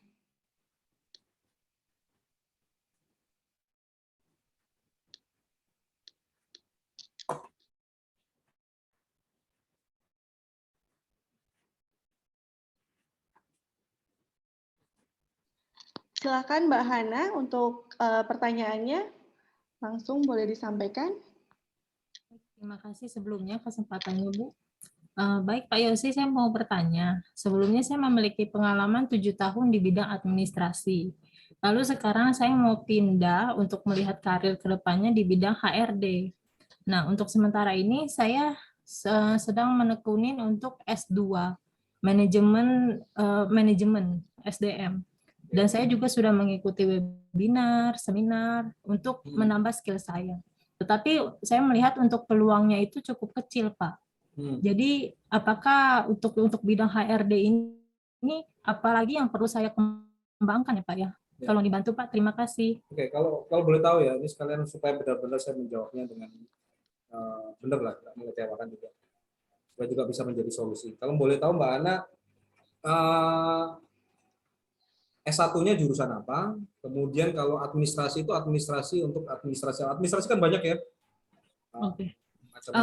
S1-nya saya ekonomi juga, manajemen SDM juga Pak. Untuk S1, oke. S1 manajemen SDM, terus kemudian untuk pengalaman kerjanya saya ada di berbagai administrasi, ada administrasi penjualan, operasional, sales administrasi, administrasi umum, seperti itu Pak. Oke. Banyak kan di situ ya. Dan nggak ada memang bicara di perusahaannya Mbak Hana sekarang statusnya masih kerja Mbak ya? Statusnya sekarang job seeker Pak. Sudah nggak kerja lagi? Iya Pak. Oke. Jadi gini, ini ada dua hal ya. Apalagi kebetulan sekarang kan S2 ya, S2 manajemen SDM ya. Jadi yang pertama biasanya gini, kalau memang sudah terjebak, bukan saya nggak terjebak kayaknya apa ya, tapi kalau nanti ada istilah yang lebih bagus, ini ya, kasih tahu saya ya. Tapi istilah yang saya dapat baru itu. Jadi kalau misalnya sudah berjalan nih beberapa tahun di administrasi ya, ini juga contoh yang banyak terjadi juga. Dia mau change bidang, ya kan? Bisa jadi dia akan mengajukan di perusahaannya itu apakah ada kesempatan untuk bisa berkarir di bidang itu. Salah satunya contohnya di HRD, dan banyak saya juga berapa kali nerima karyawan ya yang kemudian jadi staf saya itu juga asalnya dari administrasi ya. Administrasi kan banyak, administrasi penjualan, supply, macam marketing dan sebagainya. Dan mereka memang meminta ya, karena mereka meminta, ya memang mereka minta, ya berarti kan ada keinginan ya, dan kita kabulkan itu. Dan mereka benar-benar mulai lagi belajar dari nol, belajar tentang KRB, ya pada akhirnya pun sekarang mereka berkarir di bidang KRB, ya kan. Ada juga yang memang kebetulan memang niatnya dari awal sampai kemudian kuliah. Yang awalnya D3, ambil S1 yang terkait ya misalnya psikologi, manajemen gitu ya. Ya, tapi untungnya karena pada saat itu ya mereka masih bekerja, jadi mereka mengajukan untuk pindah bidang, mengajukan ke perusahaan, ada kesempatan nggak nih untuk belajar di sini. Dan kalau memang kebetulan ada, mereka bisa gabung dan sekalian nanti bisa belajar. Nah ini kasusnya karena memang saat ini statusnya sudah nggak kerja lagi nih, bagaimana ya kan? Ya kalau saran saya, Mbak harus punya plan A, plan B. Plan A-nya ya, plan A-nya tetap ngelamar untuk posisi HRD. Syukur-syukur kalaupun ada, jangan pilih-pilih dulu nih, jangan pilih-pilih dulu. Mungkin juga ketika masuk ya, ini juga nanti untuk teman-teman S2 yang lain ya, kecuali S2. Nanti ini penjelasan lebih lanjut lah soal S2 kira-kira punya kesempatan untuk masuk di kerja lebih dibandingkan S1 nggak, itu biasanya pertanyaan ada. Nanti kalaupun ada yang lain saya akan jawab. Nah, kan nanti kalau mau untuk ngelamar, kalau bisa plan A-nya adalah ngelamar HRD. Syukur-syukur kalau dapat, ya nggak usah pikir-pikir dulu perusahaannya gede atau kecil, gabung aja dulu untuk dapetin portofolio pengalaman CV sebagai HRD. Ya, itu plan A-nya. Plan B-nya adalah tetap melamar yang sesuai dengan 7 tahun yang lalu sebagai administrasi, masuk aja, gitu kan. Masuk aja dulu, yang penting Mbak dapat kerja dulu. Nah, ketika sudah masuk di sana, Mbak mulai nih coba cari-cari, entah setelah, pasti jangan langsung ya, entah setahun dulu, sabar dulu, habis itu minta kesempatan untuk pindah bidang. Dan di banyak perusahaan itu suatu hal yang terbuka kok biasanya gitu. Ya, itu sih saran saya, supaya nanti jadi Mbak punya plan A, plan B. Pun plan manapun ya Mbak harus terima, karena memang itu adalah bagian dari ya, dinamika yang harus Mbak hadapi. Itu Mbak Ana, semoga menjawab. Ya, baik Pak, terima kasih Pak Yosi. Ya. Oke, untuk jawabannya sudah cukup ya Mbak Hana? Ya, Apakah cukup. ada pertanyaan menyusul? Iya, terima kasih Bu, sudah. Oke, baik. Oke, terima kasih untuk Mbak Hana. Mungkin ada yang lain yang mau ditanyakan, boleh raise hand. Ada kesempatan 2 penanya lagi. Oke, ada Kinanti, silakan. Terima kasih Bu Ade. Selamat malam Pak Yosi dan Bu Ade. Perkenalkan, nama saya Kinanti, mahasiswa semester 7, Prodi Psikologi. Jadi saya ingin bertanya terkait dengan portofolio dan CV, yang kebetulan juga ada beberapa penanya yang menanyakan sepertinya sama dengan yang mau saya tanyakan. Jadi apakah tugas kuliah itu bisa dimasukkan ke dalam portofolio? Kayak misalnya kan di semasa pas kita kuliah itu ada tugas dari mata kuliah MSDM membuat desain training dan melakukan training ke perusahaan gitu, yang mana peserta dari trainingnya ini bisa dibilang cukup banyak, antara 10 peserta hingga 20 peserta. Apakah itu bisa dicantumkan ke portofolio? Ya. Ini udah pertanyaannya? Sudah Pak. Oh ya udah, bagus. Saya bilang bagus. Ya itu memang bahkan ketika nggak dapat tugas dari tempat kuliah ya, itu kan kebetulan tugasnya bikin desain training, men-training mungkin ya, kemudian ada peserta 10, 20 orang, itu bagus, masukin portofolio. Jangan lupa didokumentasikan ya, didokumentasikan pesertanya, ada situ ada judul trainingnya, didokumentasikan materinya, ya kan, itu bagus.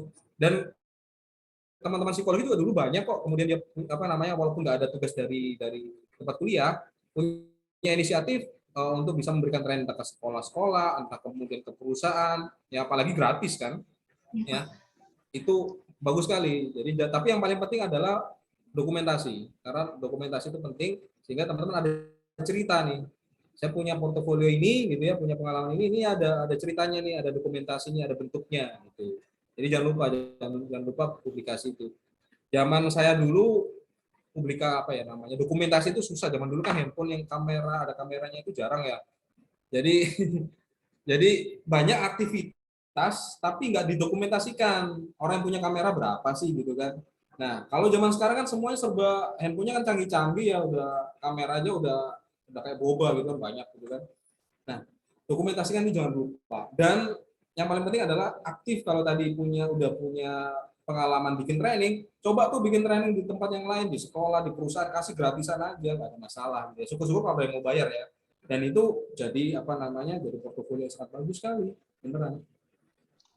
Baik, Bapak. Terima kasih atas jawabannya. Ya. Oke, baik. Kinanti sudah cukup untuk jawabannya. Cukup, Ibu. Oke, terima kasih untuk Kinanti. Mungkin satu lagi yang Oh ya, sorry Mbak Ade, ini juga bukan hanya untuk yang psikologi tadi ya, yang training tadi, tapi juga untuk jurusan yang lain juga. Kalau memang punya ada kesempatan sesuatu yang bisa dijual, dalam arti dijual itu nggak harus dibayar ya, tapi bisa diberikan ke perusahaan. Misalnya contoh, bantuin desain, kalau mungkin orang yang bisa desain rumah untuk ini, ya kan, entah kalau keluarganya, temennya, gitu kan, gratis saja, gitu kan, itu juga bisa jadi portofolio, gitu kan. Oh, gue pernah nih desain bapak ini, ya nggak tahu, walaupun ternyata bapak itu Pak D-nya atau Om-nya kan nggak akan nanya kan, rekruter kan. Tapi ini punya desain yang memang yang pernah dilakukan, gitu kan. Itu juga bisa jadi portofolio. Termasuk juga untuk jurusan yang lain. Kalau yang sarjana pendidikan pun bisa ngajak ke sekolah, bisa ini kan. Itu juga penting. Oke, jadi peluang ya untuk kita yang fresh graduate gitu. Oke. Dan buat teman-teman yang bisa dijual di dalam dirinya, bisa langsung dijual ya. Untuk teman-teman bisa menjadi peluang untuk teman-teman untuk mempercantik CV-nya juga ya. Oke. Ada satu lagi, mungkin ada satu kesempatan lagi untuk teman-teman yang mau bertanya, silakan boleh raise hand.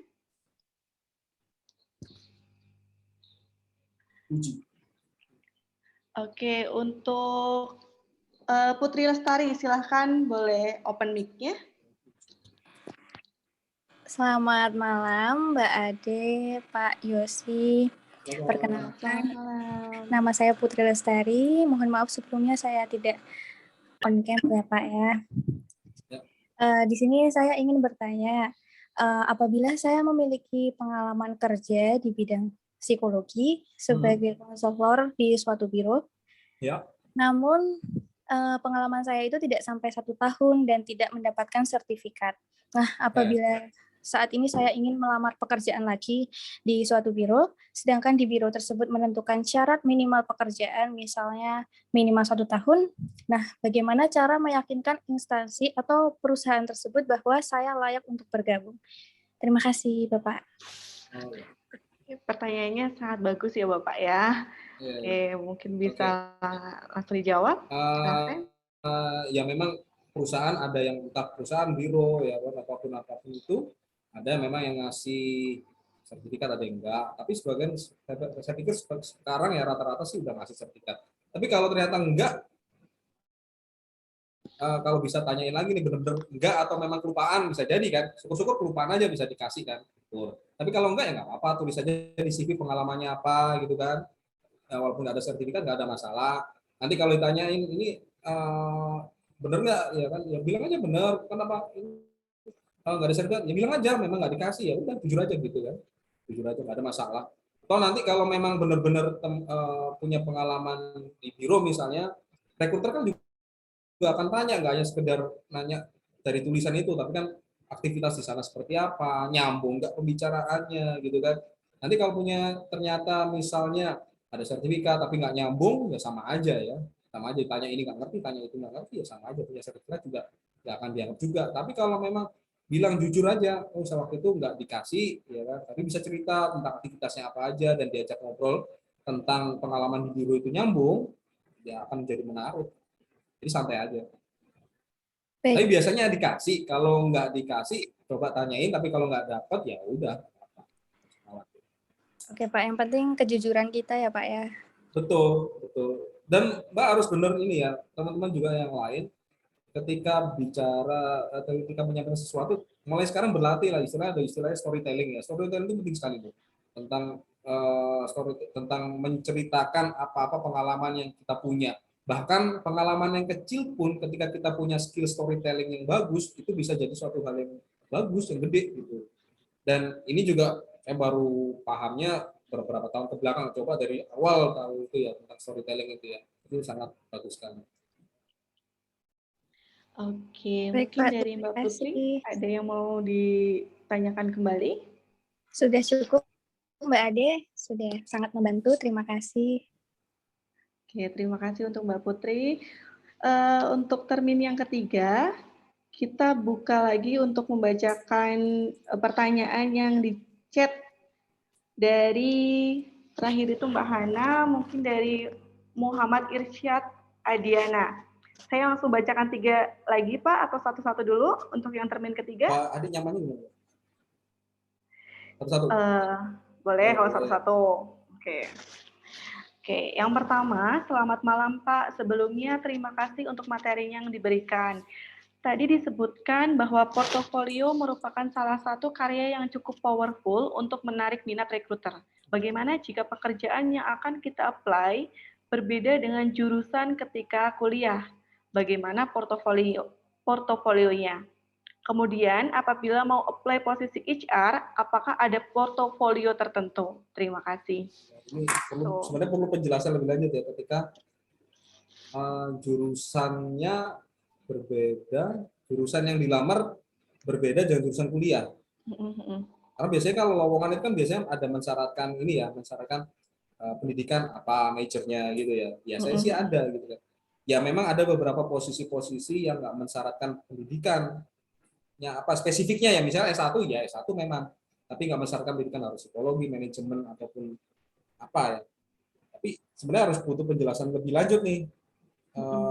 Butuh penjelasan lebih lanjut. Nah, kalau kuliahnya nggak sesuai yang dilamar, tapi harus dilihat nih benar-benar ya.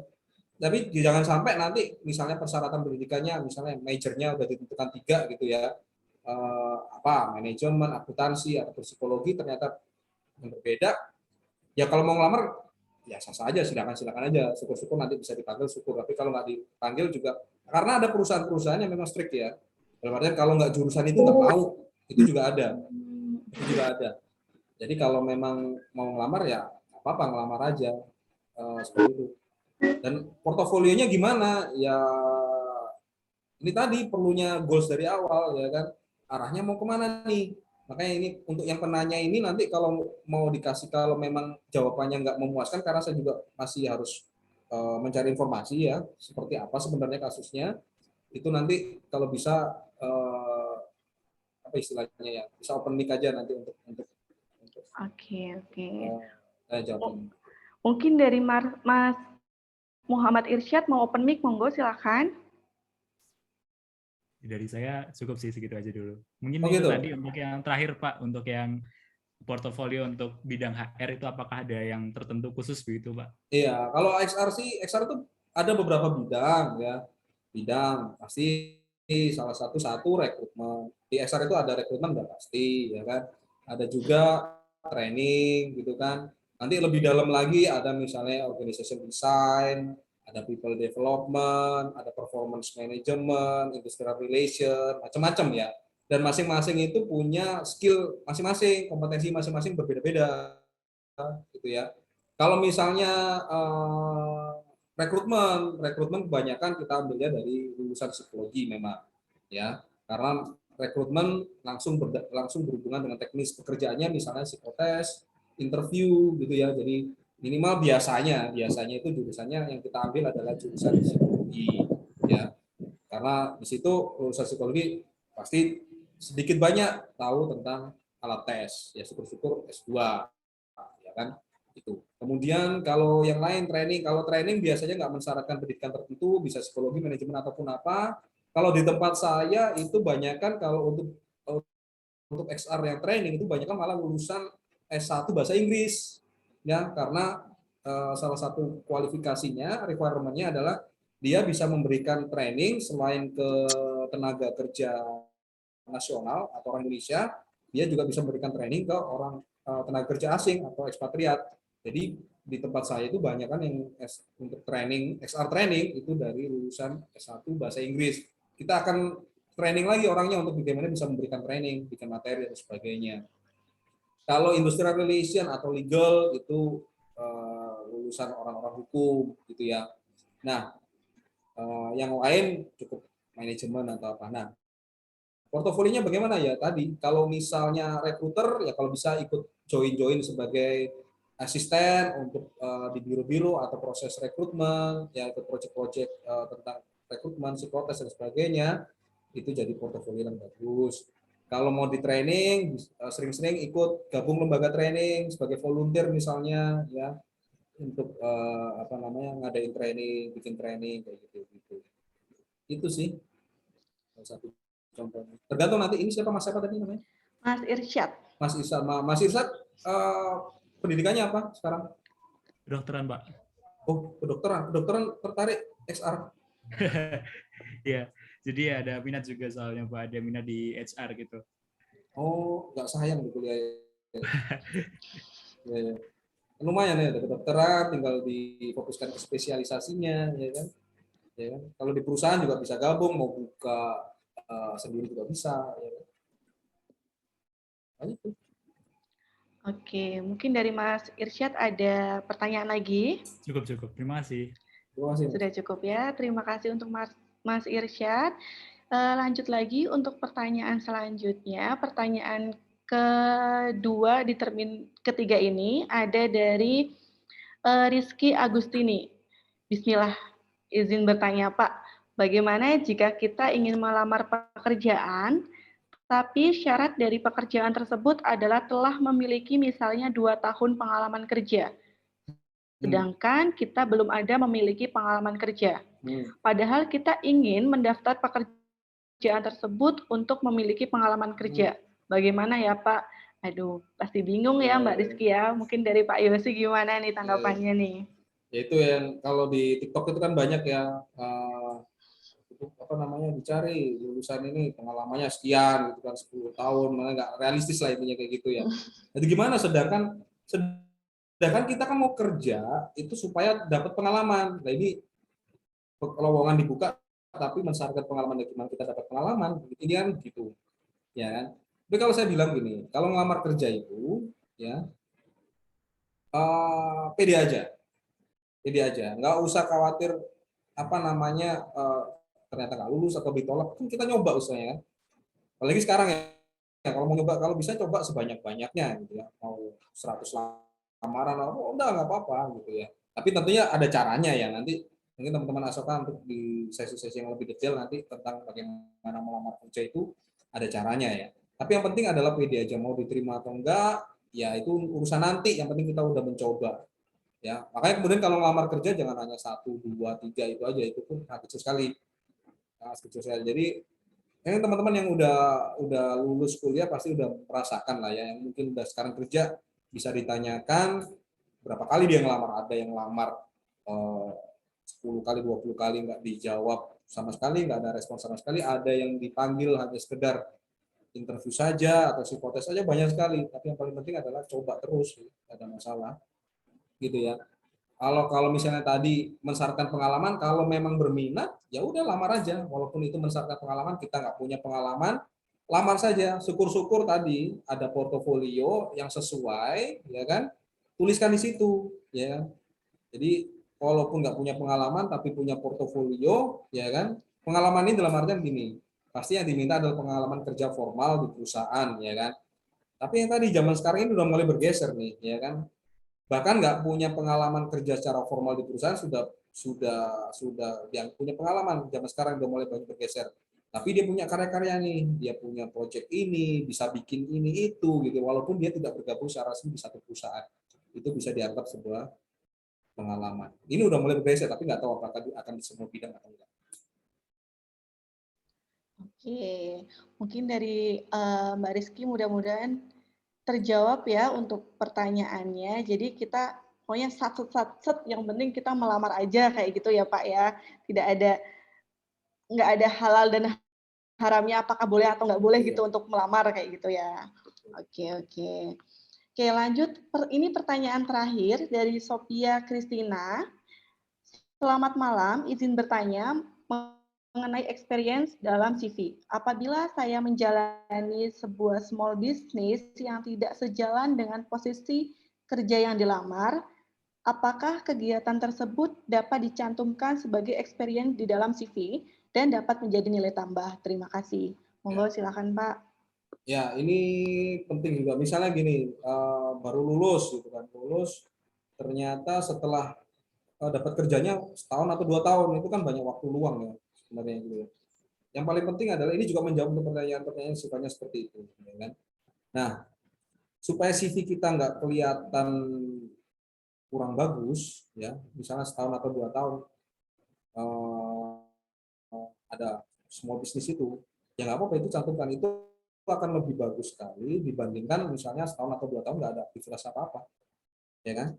Jadi kalau ada small business dan itu memang dipakai siapa tadi penanyanya, Mbak Thomas tadi, ya, untuk supaya misalnya stepping stone atau apa cantumkan saja. Di situ menunjukkan bahwa selama 1 atau 2 tahun misalnya, ya kan, ada aktivitas nih yang dilakukan. Jadi nggak nganggur lah gampangnya kayak gitu, ya.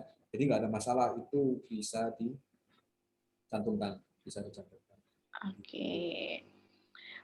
Mudah-mudahan untuk Mbak Sophia terjawab ya untuk pertanyaannya. Nah, Terus, sorry Mbak Ade, ya? sedikit tambahan ya. Oke. Ini untuk teman-teman yang kemudian cukup lama belum dapat kerja, ya mungkin ada frustasi ataupun apa, ya wajar. Tapi yang paling penting adalah ketika belum dapat itu jangan sampai kerjanya cuma cari gitu loh, cuma cari kerja. Kalau bisa cari aktivitas yang lain deh gitu loh. Entah tadi ya bikin bisnis apapun, bikin komunitas apapun ya, itu lakukan. Jangan sampai kemudian ditanyain aktivitas kamu selama setahun ini apa gitu kan, setelah lulus kuliah. Cari kerja Pak. Iya, selain cari kerja apa gitu kan, ya di rumah, ya itu jadi nggak bagus gitu ya, jadi kalau waktu kosong sambil cari kerja, cari aktivitas memang untuk benar-benar bisa berkarya. Syukur-syukur tadi bisa nambahin portofolio kan, karena fokus salah satu di sini kan adalah tentang portofolio sendiri. Dan penting juga nih ketika kita teman-teman mau menjual diri kan, personal branding lah ya, personal branding untuk sudah berapa lama nggak dapat kerja. Contoh di LinkedIn, salah satunya di LinkedIn. Itu saya banyak temuin gitu ya, di profilnya itu looking for opportunity, job seeker gitu ya. Ya itu malah nggak jual lah. Jadi malah kayak seolah berarti lu nggak laku gitu kan. Nah, lu cantumin di profil apa profesional kamu gitu kan. Looking for opportunity, new opportunity, job seeker macam-macam. Kurang bagus. Cari yang lebih bagus gitu, misalnya apa, mending ditulis saja fresh graduate dari apa kayak gitu, itu masih oke lah. Kalau yang lebih bagus lagi ya kan, freelancer apa untuk expert di bidang apa, graphic design expert, arsitektur design expert misalnya gitu, itu kan lebih bagus lah daripada nyantumin hal itu di LinkedIn. Dan itu banyak sekali. Nah teman-teman kalau saat ini yang teman-teman ikut sesi ini ada yang link-nya masih kayak gitu, link mulai saat ini langsung buka, itu karena nggak menarik sekali. Kita mau klik aja males, nggak mungkin diklik lah, yang lihat di depannya itu udah males. Dan rata-rata recruiter akan melihat itu juga. Wah, sangat menarik sekali ya. Aduh, mudah-mudahan langsung dicek semuanya ya, dari berapa ratus ribu yang ikut ini, mudah-mudahan langsung buka LinkedIn ya Pak ya. 10 juta yang ikut 10 juta. 10 juta. Baik, ini kayaknya waktunya sudah cukup lama, dan kayaknya kita nggak bisa jawabin satu-satu dari sekian ribu banyak pertanyaan ini yang masuk. Tapi karena saya baik hati, Pak, saya pengen satu orang penanya lagi, tapi dia harus open mic. Gitu. Ini pertanyaan terakhir. Mudah-mudahan Bapak Yosi masih semangat banget ya buat sharingnya. Ya. Silakan, mungkin buat teman-teman. Ini pertanyaan terakhir, monggo waktunya boleh dimanfaatkan sebaik mungkin, karena kapan lagi kita bisa sharing sama Pak Yosi yang udah 10 tahun di bidang HR ya Pak ya. Monggo boleh raise hand teman-teman.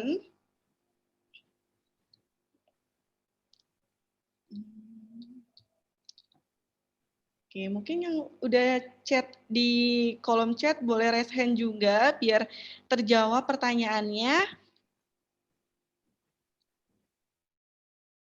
Oke. Apakah sudah malam mingguan semuanya nih kayaknya? Yakin nih nggak ada nih? Assalamualaikum. Waalaikumsalam. Suaranya kayaknya agak mantul.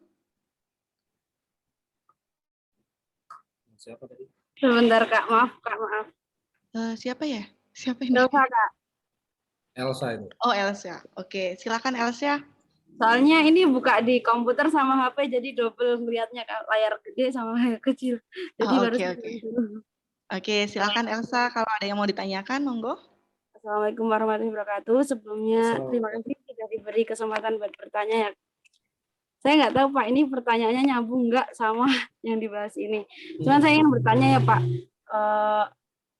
Saya kan berada di lingkungan, maksudnya lingkungan yang kurang baik ya Pak. Lingkungan yang kurang baik. Terus saya pengen keluar dari sini tuh gimana ya Pak cara bilang ke orang tua? Sorry, ini lingkungan kurang baik seperti apa nih maksudnya? Ini soal hubungan dan kerjaan apa? Saya merantau Pak. Oke, Saya merantau. Saya ikut keluarga adik ayah saya. Kalau adik ayah saya baik, cuman keluarga dari istrinya kurang baik semua Pak sama saya. Jadi saya pengen keluar dari sini tuh saya gimana? Tapi saya di sini juga kuliah Pak. Oh. Gitu, Ya. jadi saya... Ini pakarnya nih teman-teman Asoka nih sebenarnya. Oke. Ya, cuma ya nggak apa-apa. Kalau udah nanya sih ya, nanya ya saya cuma jawab semampu saya. Nanti kalau nggak memuaskan bisa ini kontak teman-teman Asoka ini yang jauh lebih paham ya. Cuma ya gini kan Mbak, ini untuk yang merantau ya, merantau itu kan memang salah satunya ya jauh dari keluarga ya kan, dengan keterbatasan finansial ataupun apa ya, syukur-syukur kalau memang finansialnya nggak terbatas, anak sultan merantau misalnya kan aja gitu kan. Nah kasusnya Mbak nih misalnya merantau di tempat tinggal keluarga ya kan, keluarga dari ayah tadi ya kan, ya pasti ada pertimbangan kenapa harus tinggal di tempat keluarga, mungkin karena supaya ada yang ngawasin, bisa jadi ada juga mungkin dari masalah finansial dalam artian daripada ngekos ya kan, ya udah gabung aja di di tempat keluarga gitu kan, bisa jadi, saya nggak tahu alasannya apa tentunya gitu. Nah kalau memang misalnya Mbak ada merasa masalah yang menurut Mbak itu adalah masalah, ya saya nggak tahu karena juga nggak tahu seperti apa ya kan, dan itu nggak nyaman dan pengen ngerasa ya keluar dari situlah ya, kemudian entah tinggal di tempat yang lain karena memang saat ini masih kuliah, ya sekarang balikin lagi ya, apakah memang tujuan awalnya tadi karena nggak bisa harus ke tempat keluarga itu karena masalah finansial, nggak bisa ngekos atau apa sehingga dititipkan, atau tadi harus menjaga atau apa. Kalau misalnya Mbak punya kemampuan atau kemandirian secara finansial ya apa cari aja tempat untuk ini. Tapi kalau saya sih mending gini sih Mbak, kalau ya walaupun ini juga harus disampaikan dengan baik-baik ya coba ngomong sama keluarganya Mbak, entah orang tua, ayah atau ibu, jujur aja kondisi yang sekarang dialami Mbak gitu ya. Menurut Mbak ada kondisi yang nggak nyaman seperti itu, sampaikan aja. Syukur-syukur dari orang tua kan ada solusi atau apa. Yang penting dibicarakan, jangan kemudian disimpan sendiri seolah-olah semua masalah Mbak harus bisa selesaikan sendiri, jangan sampai gitu ya. Coba dibicarakan dengan keluarga. Tapi kalau kemudian Mbak merasa keluarga dengan kondisi yang nggak mensupport, ya kan bisa jadi ya. Itu tadi kalau Mbak punya kemampuan finansial untuk bisa cari kos sendiri, silakan aja, itu fine-fine aja gitu. Sampaikan aja saya ingin mandiri, selesai gitu kan. Itu. Ya faktor seperti apa lebih dalam saya juga nggak tahu, tapi kalau memang hal ini belum bisa menjawab ya, dan itu karena mungkin Mbak merasa ini suatu hal yang serius, ya mungkin Mbak bisa kontak dari tim Asoka, mungkin bisa membantu. Baik Pak, terima kasih. Sama sedikit lagi Pak, saya mau nanya. Kan saya sudah itu ya cerita sama ibu saya, tapi nggak semua saya ceritakan karena takut khawatir juga kan Pak sama saya gitu. Jadi katanya saya suruh nyari kerja di luar aja gitu. Terus saya udah kan saya kuliahnya cuma Jumat, Sabtu sama Minggu ya Pak. Sama Minggu itu kalau pengganti Jumat, Sabtu nggak bisa. Jadi saya tuh disuruh nyari kerja lagi gitu. Cuman saya belum tahu skill saya di mana, soalnya saya kan baru keluar pesantren 6 tahun, keluar-keluar langsung ke kota. Jadi saya nggak tahu skill saya di mana gitu, Pak. Oh, maunya kuliah sambil kerja gitu. Iya, saya sekarang baru semester 1 sih, Pak. Oh, ya itu saya juga perlu tahu lebih dalam ya, dalam artian seperti apa Mbaknya gitu kan. Kalaupun kerja dengan kondisi yang sekarang kira-kira pekerjaan apa gitu ya, itu saya harus tahu dulu gitu ya. Ya memang ada pekerjaan-pekerjaan yang nggak perlu membutuhkan skill juga ada ya. Kalau memang Mbak tidak keberatan dengan itu, yang penting ada kerjaan, bisa sambi-sambi ya lakukan aja apapun itu gitu ya. Lakukan aja, nggak ada masalah. Jadi misalnya saya pun juga sama kok, dulu waktu kuliah dulu juga nyambi-nyambi kerja gitu ya, nyambi-nyambi kerja, bahkan sempat kerja di toko buku ya, banyak. Kalau nggak percaya bisa ditanyakan tuh ya. Dan kemudian sempat jualan apa namanya CD pernah, jualan buku pernah gitu ya. Kemudian kerja di orang yang saya nggak bisa sebutkan atau instansi yang nggak saya bisa sebutkan juga pernah gitu ya. Tapi yang kerjaan-kerjaan itu sebenarnya nggak perlu skill, sebenarnya skill khusus gitu ya. Kalau nggak keberatan dengan itu nggak ada masalah. Baik, Pak. Terima kasih untuk jawabannya. Oke, mudah-mudahan untuk Elsa terjawab ya. Oke, terima kasih Elsa untuk pertanyaannya. Untuk penanya, Elsa adalah penanya terakhir. Mungkin sebelum kami tutup ya Pak, dari Bapak Yosi, apakah ada pesan-pesan buat kita semua di sini? Iya. Monggo silahkan. Oke, mungkin yang paling penting ya sebenarnya dari materi tadi itu kan memang teman-teman akan banyak lihat lebih ke arah portofolio. Itu memang benar. Portofolio itu satu hal yang paling penting yang kita harus punya, terutama untuk fresh graduate ya, supaya kita bisa bersaing di antara pesaing yang jumlahnya akan sangat banyak. Ini teman-teman sudah pernah baca buku atau lihat di YouTube tentang Blue Ocean Strategy ya. Jadi bagaimana kita bisa muncul di antara pesaing-pesaing itu supaya kita bisa bersaing dengan di lautan biru yang bebas tanpa berdarah-darah. Itu penting sekali. Tapi ada juga hal yang paling penting juga yang harus teman-teman siapkan adalah mengenai goals. Dari awal ketika memang teman-teman belum terlambat, itu goals itu penting. Jadi arah kemana teman-teman itu akan melangkah, itu penting sekali untuk ditentukan dari sekarang. Jadi kalau memang yang baru kuliah, itu akan sangat bagus sekali. Tapi kalaupun yang sudah mau lulus, nggak ada kata telat kok. Teman-teman bisa buatkan goals gitu ya. Karena memang ada juga yang merasa gitu kan, terjebak gitu. Dia sudah, ini contoh, nggak apa-apa ya, ini saya sampaikan ya. Ini ya. Jadi karena goalsnya dia nggak punya goals dari awal, dia bingung sendiri ya. Dia kuliah di luar negeri, kasus nih contoh ya, dia kuliah di luar negeri S2 gitu kan.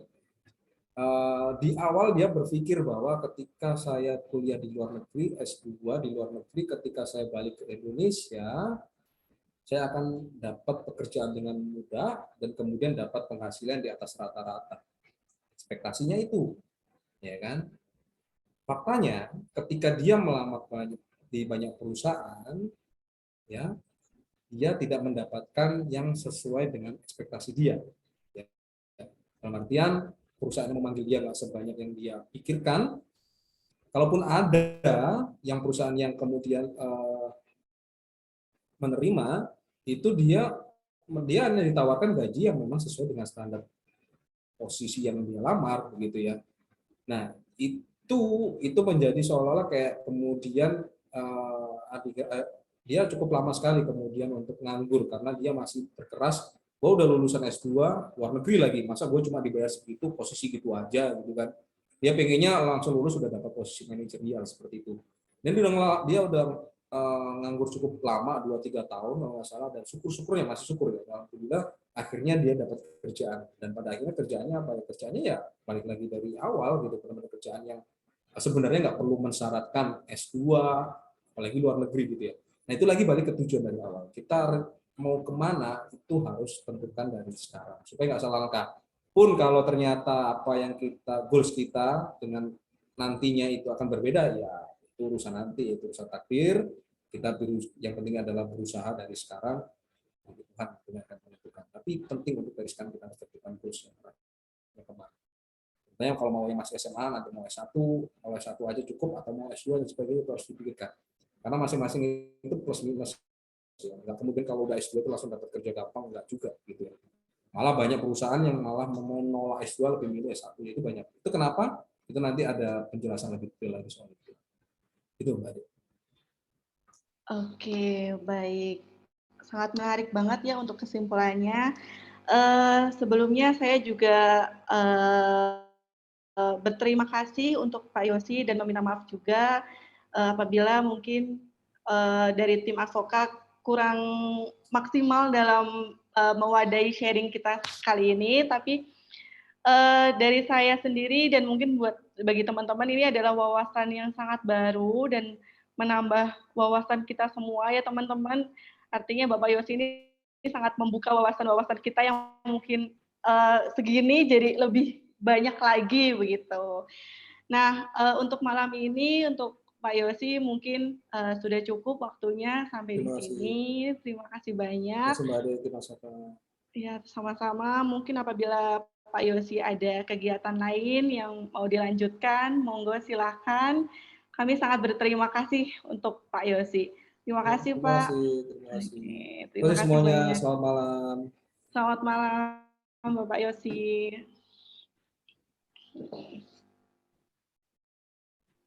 Oke, baik teman-teman. Untuk pemaparan dari Pak Yosi kita sudah cukup. Sebelumnya, mungkin teman-teman apakah di sini masih semangat? Mungkin boleh dijawab ya pertanyaan saya biar kelihatan saya tidak sendirian. Semangat Mbak Ade. Alhamdulillah masih semangat. Oke teman-teman, kita lanjut ke next season selanjutnya ya. Nah teman-teman, sepertinya mungkin teman-teman kayak yang udah follow akun Asoka Consulting pasti tahu ya untuk ada feed yang terbaru tentang Asoka Consulting dan kita mau ngasih surprise buat teman-teman nih. Nah, surprise-nya adalah kita akan membuka bootcamp untuk job seeker dan career preparation. Dan tentunya kita akan kasih pembicara yang udah cukup expert ya, jadi udah pengalaman di bidangnya. Nah, ada 7 sesi, ada 7 pembicara yang akan teman-teman bisa dapatkan dan itu akan terbagi menjadi 6 sesi. Nah, teman-teman mungkin bisa lihat di sini ada foto-foto yang mungkin teman-teman apakah familiar atau enggak, saya kurang tahu ya teman-teman. Nah, sebenarnya apa sih job seeker dan career preparation? Ini adalah salah satu wadah yang kita fasilitasi dari Asoka Fasilitasi untuk teman-teman yang akan mempersiapkan karir. Bagaimana sih kita mempersiapkan karir, dimulai dari kapan dan apa sih yang harus dipersiapkan begitu ya teman-teman.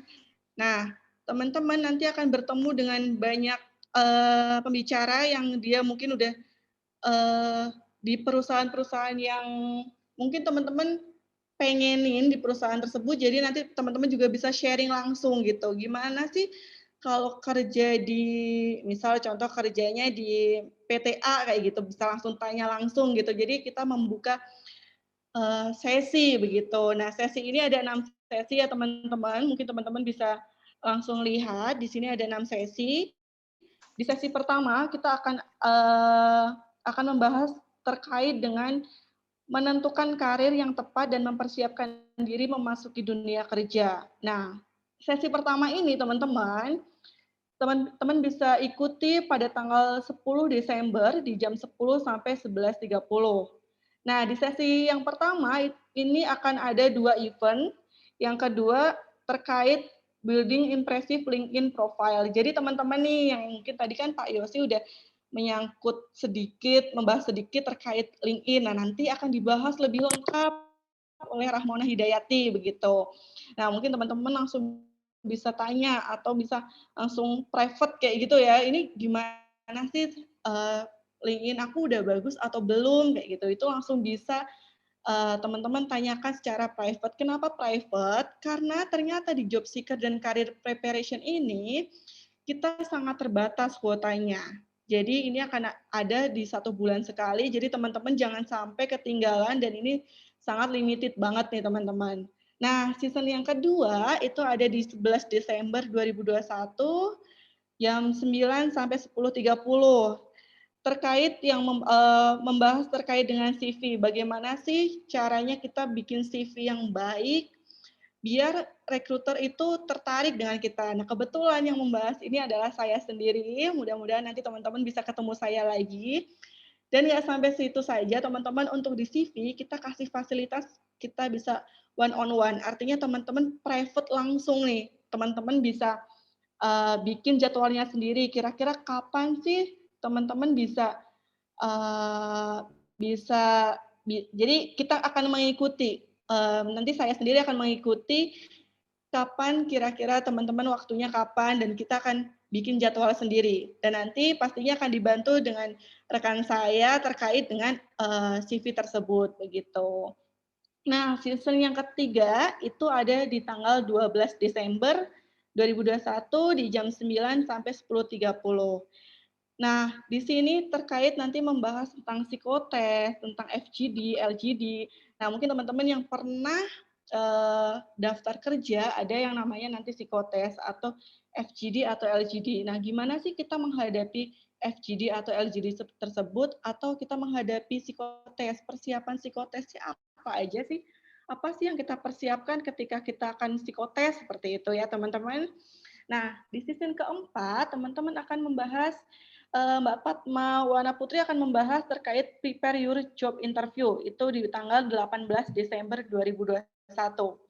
Itu nanti teman-teman akan mendapatkan ilmu terkait interview. Misal contohnya ditanyakan gimana sih kelebihan kamu, gimana sih kelemahan kamu, cara jawabnya yang baik dan benar itu seperti apa. Jadi teman-teman nanti akan diajarkan secara private juga begitu. Yang season kelima ada di tanggal 18 Desember juga teman-teman, tapi jamnya berbeda di jam 19 sampai jam 21. Nah, ini terkait dengan step to start your future. Nah, mempersiapkan bagaimana sih langkah awal fresh graduate yang belum memiliki pengalaman kerja untuk memulai karir begitu. Jadi teman-teman juga nanti akan dikasih tahu apa sih di dalam pekerjaan itu ada apa sih, ada seputar kontrak kerja, apa sih itu kontrak kerja, apa itu salary, apa itu masa probation. Jadi teman-teman akan dikulik secara mendalam terkait hal tersebut oleh Mbak Oktaviani Bayurini. Nah, season terakhir ada di tanggal 19 Desember, itu di jam 9 pagi sampai jam 11 siang. Nah, di sini ada plan your future career. Nah, yang spesial di sini nanti teman-teman akan membahas terkait karir. Mungkin nanti akan membahas karir secara mendalam. Apa sih misal contoh HR itu apa sih? Jadi kita akan membahas semuanya. Begitu. Bagaimana sih pilihan karir yang tepat, yang seperti apa, pengembangan karir di dalam perusahaan biasanya ada apa? Misal ada politik di dalam dunia kerja, atau mungkin teman-teman di selama kerja manajemen stres kerjanya seperti apa begitu.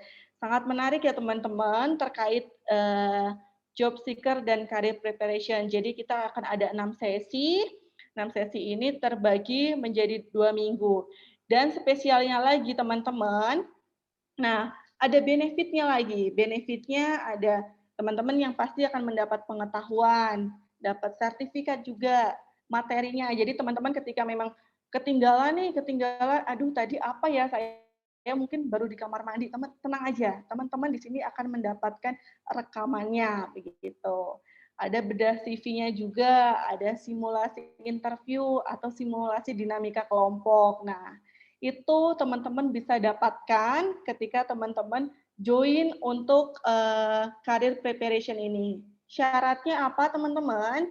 Teman-teman jika sekarang mahasiswa minimal semester 6, fresh graduate, atau job seeker, silahkan mendaftar. Cara mendaftarnya gimana? Ada di linknya. Mungkin teman-teman silahkan capture dari sekarang, jangan sampai ketinggalan, karena ini sangat limited banget. begitu. Nah, di sini untuk HTM-nya juga murah, teman-teman. Di satu sesi, teman-teman ini ternyata tidak harus mengikuti 6 sesi tersebut. Satu sesi itu teman-teman hanya mengeluarkan 50.000 aja. Itu kecil banget ya. Biasanya kan teman-teman ngopi-ngopi cantik nih di Starbucks kayak gitu ya. Sehari deh teman-teman nggak ngopi cantik, bisalah dapat 1 kelas gitu. Nah, kalau misal mau ikut semua kelas gimana? Ada diskonnya dong, diskonnya. Pokoknya dari satu sesi 50.000, kalau ikut semuanya jadi 225.000. Murah banget ya teman-teman. Jadi ini sangat murah sih untuk dimentorin sama yang udah expert kayak gini gitu. Jadi silahkan teman-teman mulai sekarang sudah mulai di capture, nanti langsung langsung diisi formulirnya, bisa langsung nanti kalau misal mau ada tanya-tanya juga teman-teman bisa langsung hubungi kita. Mungkin teman-teman bisa langsung DM atau hubungi nomor yang tertera nantinya ada di feed di Instagram Asoka Consulting begitu. Mungkin dari terkait dengan career preparation dan job seeker ini, apakah ada pertanyaan? Boleh banget kalau ada pertanyaan teman-teman. Oke. Kalau misal ada, silakan boleh ditanyakan mumpung kita masih di sini. Oke. Kayaknya nggak ada pertanyaan ya. Mungkin kalau misal ada pertanyaan menyusul nanti silahkan ditanyakan, boleh DM dan jangan lupa follow di Asoka Consulting. Mungkin dari saya cukup sampai di sini. Terima kasih untuk teman-teman yang udah join dan merelakan malam minggunya untuk bergabung bersama Asoka Consulting. Oke, mungkin dari saya akan pindahkan ya ke Kinanti. Silahkan untuk Kinanti boleh melanjutkan sesi selanjutnya. Thank you. Oke, makasih banyak Kak Eva.